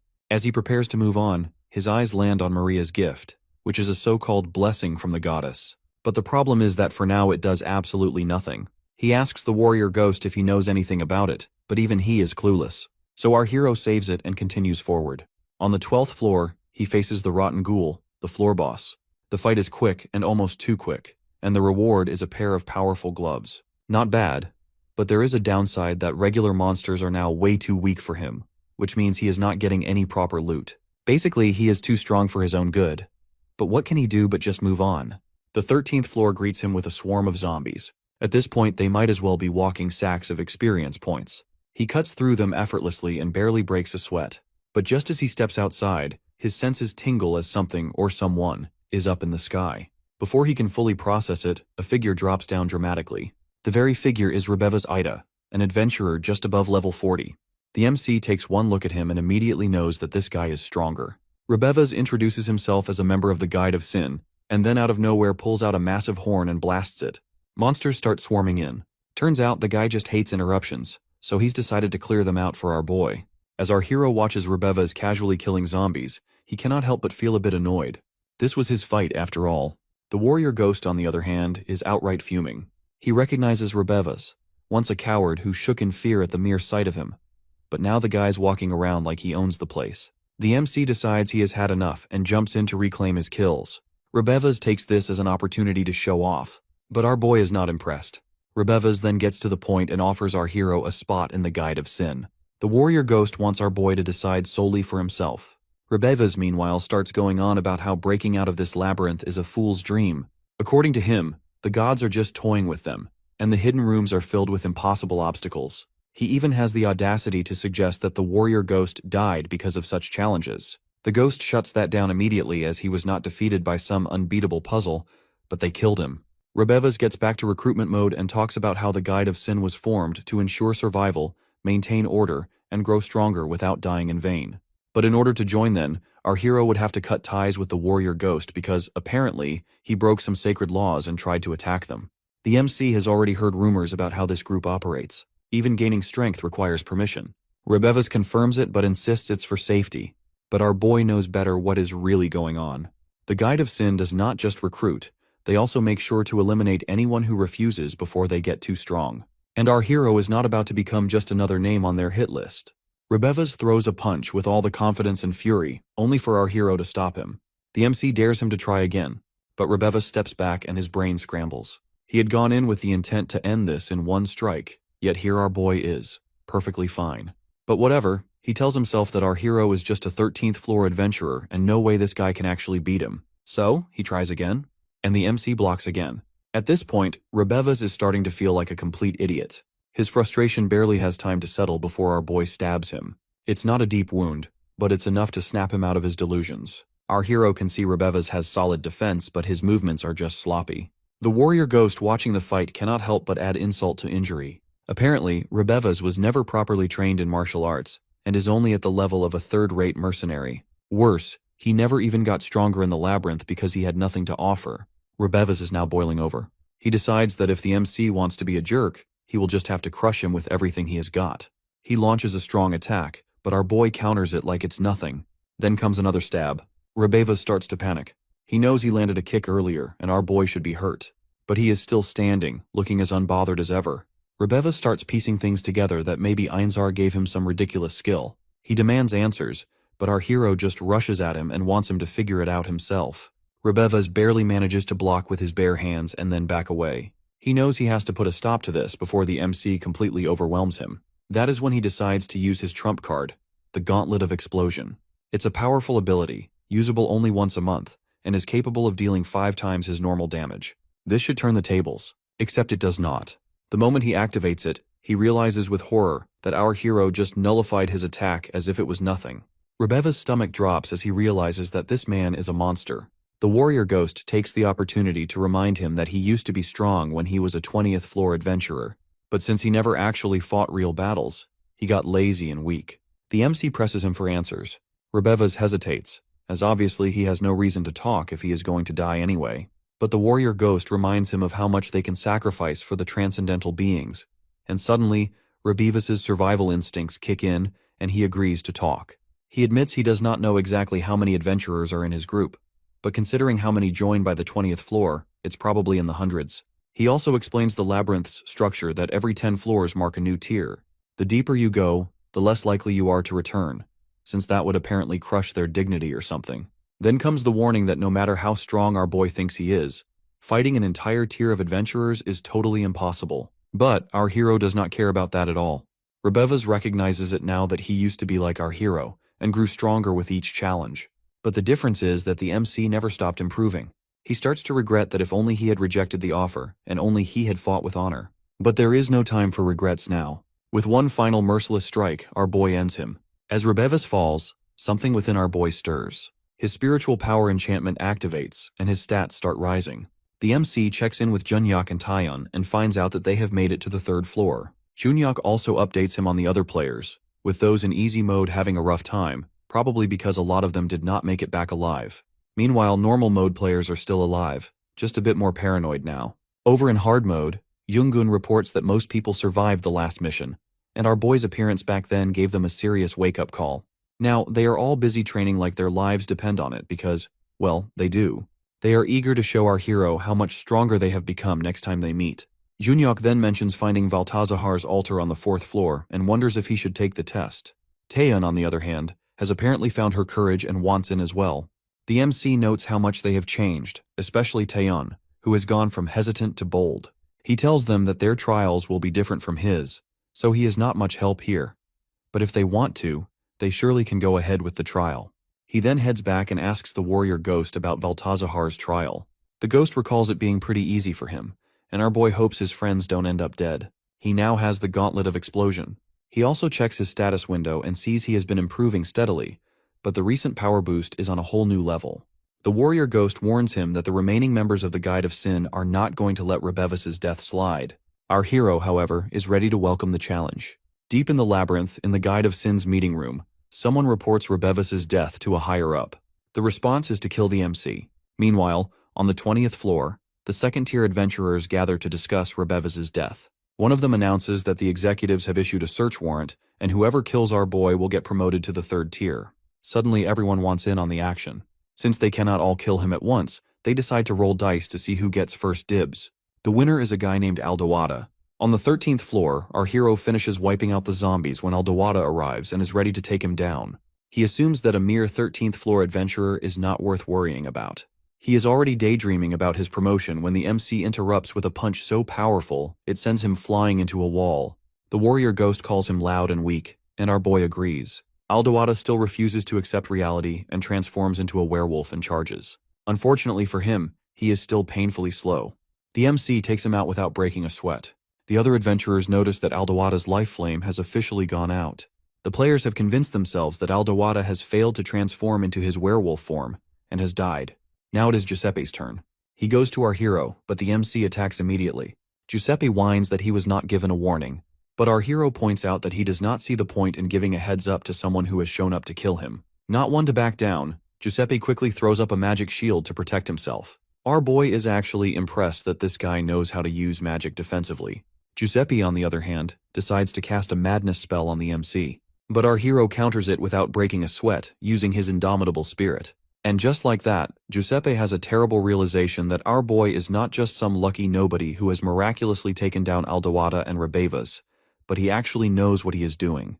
Giuseppe tries switching tactics and uses a particle dispersion spell, followed by frost arrows. Our boy counters with his own frost arrow. Giuseppe barely dodges them, which is honestly embarrassing for someone trained by a prestigious magic tower. The frustration is real. In a desperate attempt, he uses Thunderstroke, but the MC, of course, nullifies it without any effort. At this point, Giuseppe's brain is struggling to process how badly he is losing. And then before he can figure it out, he is dead. The other players are confused that Giuseppe is gone too. One by one, more players step up, determined to do better, and one by one, they die just as quickly.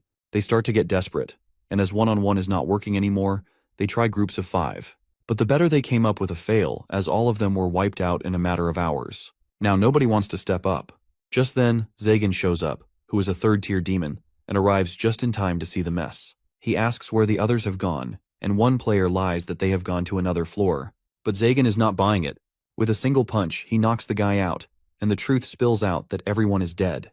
Zagan announces that he will kill our boy himself. Meanwhile, on the other side, the MC is busy reflecting on the fight. He has to admit, the players had decent attack and defense, but their teamwork was absolutely awful. It is obvious they have never fought together before. But well, their loss is his gain, and thanks to them, he has leveled up 11 times. The downside is that as his level increases in this way, task rewards will drop. He checks out his newly acquired mana dispersion ability, which basically turns ice particles into a chaotic mess of destruction, and figures that by now, the players should have realized they are not equipped to deal with him. But apparently, common sense is not their strong suit, because they come. He notices Zagan approaching. Unlike the rest of the Guide of Sin members he has encountered, this one actually looks stronger. Zagan, on the other hand, is busy checking our boy up and trying to figure out why his power is completely off the charts. And then it clicks, and he assumes that our hero is a dragon. The other players immediately go pale. Because if our boy really is a dragon, they might as well dig their own graves. Even the weakest dragon can tear through dimensions, and taking one down is impossible unless one is some absurdly high-level demon.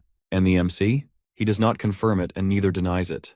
He just smirks and gives them a challenge to do whatever they can. Zagan has no interest in picking a fight if our hero is truly a dragon, and bows respectfully to let him pass. The other players stare and are dumbfounded that Zagan, the terrifying force of destruction, is just giving up. The warrior ghost tries to hold in his laughter but fails and bursts out in amusement. Our boy turns to him and asks about dragons. Zagan's face immediately twists in rage as he realizes that he was being played. With fury bubbling inside him, Zagan activates Dekaravia's distorted vegetation and sends thick roots to grab the MC. But our hero burns through them with a fireball. Zagan then summons Dekaravia's raven spirit, and a swarm of shadowy birds surrounds our boy. He starts slashing through them, but there are just too many. As he struggles, he realizes he did not even know magic could create creatures like this. The warrior ghost explains that of course he would not know, as his magic comes from the gods and is completely different from the versions demons use. Zagan is now beyond irritated, as this fight is between him and our hero alone. The warrior ghost assures him that he has no intention of helping our hero. That is when Zagan pauses, and to him, it seems like our boy and the warrior don't get along. And honestly, that is great news for him. He does not dwell on it for long. He has a fight to win. He then unleashes Marcosia's fake flame. The MC counters with frost arrows, but they do absolutely nothing. So he uses attack nullification. Zagan freezes as he had no idea such a skill existed. But then, after using it a second time, our hero actually takes damage.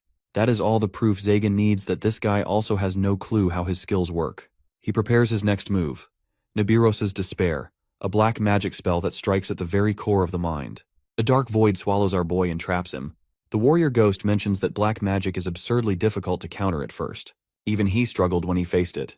But he also knows it very well that the MC is built different. And sure enough, our boy shatters through the magic and expresses interest in learning it himself. Zagan is now furious beyond anything, and he summons the raven spirit again. Our hero sees that each bird is weak, but their overwhelming numbers make them a problem. He uses repulsion and sends a shockwave that blasts them away. The fight drags on and our boy notices something odd. Zagan's flames earlier were supposed to burn through everything, yet he only got mildly burnt. And when he touched the fire, it did not even feel like real flames. That is when it clicks to him that Zagan's so-called fire is just a flame-like substance. Zagan just could not believe it that a mere mortal actually figured it out. In anger, he activates the distorted vegetation again. But the MC has seen this trick before. The roots emerge in the exact same pattern and are predictable. He takes 3 steps left, 2 forward, and dodges them all. The warrior ghost watches in awe as he realizes that our hero's greatest strength is not just his power, but also his ability to adapt. Meanwhile, Zagan is finally down and defeated. But our boy does not finish him off just yet. There is one last thing he wants to know, which is how to master black magic. The MC has always thought black magic is an exclusive club for demons, and no humans are allowed. But according to Zagan, that is no entirely true. Black magic runs on demon energy and mana, and while demon energy originally comes from, well, demons, this labyrinth has its own set of rules. Here, if someone meets the right conditions, they can get their hands on it too. The trick is meeting their god. Apparently, this god has a soft spot for talented individuals, and if our boy can impress them and survive their little test, he might just get a taste of demon privileges. Our boy turns to the warrior ghost and asks where he can find this god. The ghost rummages through his memories and vaguely recalls that they are not too far. Meanwhile, Zagan has a simple request for our hero to just kill him already, without any offerings to the gods. The MC grants his wish, and in return, he levels up and gets a new black magic skill, Marcosia's Fake Flame. The spell let him summon flames controlled by the demon Marcosius, which sounds cool except that he cannot actually use it yet, because obviously he still does not have demon energy. Pushing that minor inconvenience aside, he turns his attention to the adventurers lurking outside. He wants them to come in and face him, and after some hesitation, they finally do, but shaking like leaves in a storm. When they nervously ask what he wants, he answers plainly that he wants experience points and stats. Originally, he had thought about wiping them all out, but at his current level, that would not do much for his growth. So instead he makes a deal. If they want to keep breathing, they have to report to the higher-ups that he has died in a battle against Zagan. In other words, they are to lie and make sure the Guide of Sin has no idea he is still around. Faced with the option of dying or playing along, they agree faster than he expects. Still, he turns to the warrior ghost just to be sure to spare them or not. The ghost is not particularly bothered since they are not the ones who have ended his life. But he does have one burning question for the second-tier representative about the identity of the very being who gave the order to kill him. The man hesitates, but in the end, he spills the truth that the culprit is Societe Gardentia, someone from the Cursed Kingdom's bloodline. Now that hits differently. Of all people, Societe is the last person the warrior has expected. They actually got along well, as much as one can in a death maze. Meanwhile, Junyuk and Taeyeon return with good news that they have successfully completed Valtazahar's trial. The test has forced them to confront their worst fears. Taeyeon had to face a giant spider, while Junyuk had been pitted against an elephant. The conversation makes our boy wonder what kind of nightmare would have popped up if it had been him taking the trial. After parting ways, our hero turns back to the warrior ghost for a full explanation of his past. But according to the warrior, there is not some grand, tragic tale behind it. He came from a ruined place, wandered into the labyrinth, and spent his days surrounded by monsters that don't understand a word he says. Societe had been the only one he can hold an actual conversation with, and that connection had meant something to him. But he reassures the MC that this revelation does not change his current mission. With that wrapped up, our boy pushes forward and clears both the 14th and 15th floors. Before heading to the 16th, he decides to pay Lilith a visit. From her, he gains 2 new magic abilities, Transparency and Slow. It is Lilith's first time seeing slow magic in action, so she excitedly asks him to try it on her, and so, he does. She finds it fascinating until they hit a small problem. He has no idea how to stop it.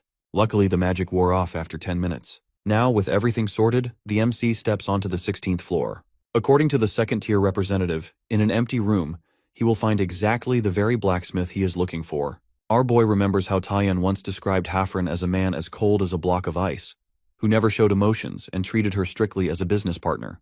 But after enduring endless mockery from NPCs and gods in the labyrinth, she had actually come to appreciate his indifference. Hafren explains to our hero that monsters in the labyrinth drop two things: equipment and materials. Materials are either sold or used to craft gear, and if the MC hands them over, Hafren will make the equipment. As a special first-time offer, he even agrees to do it for free. But before our boy can make any offer, Hafren recognizes the warrior ghost, which is shocking for the warrior. Hafren admits he figured both of them had already kicked the bucket, considering all the chaos with the Guide of Sin. Not that he particularly cares, because as long as the materials keep coming, he is not interested in the status of his clients. To avoid unnecessary drama, he also warns them not to offer him some exclusive contract. Our boy gets to the point and requests a wrist guard. Hafren takes the materials and tells him to come back in half an hour. Rather than twiddling his thumbs, our hero decides to clear another floor while waiting. When he returns, Hafren hands over the wrist guard. The MC tries it on and finds it decent enough and is ready to leave until the warrior ghost decides to stir the pot. He points out that Hafren is capable of making something way better. Hafren, of course, knows that too, but insists he is missing a few things. The warrior ghost, however, is not talking about minor limitations. He means the rare, power-infused equipment that only Hafren can create. Our boy is completely lost and asks what they are on about. The warrior ghost explains that Hafren is similar to him, with one big difference: that Hafren can actually go back to his world. Hafren questions whether our boy is even worthy of knowing such secrets. The warrior ghost drops the fact that our hero defeated the Guide of Sin from the 30th floor, despite only being on the 13th. Hafren, however, is not buying it. To prove their claim, he sets a challenge that if the MC can defeat the monster he has prepared, he will acknowledge them without any arguments.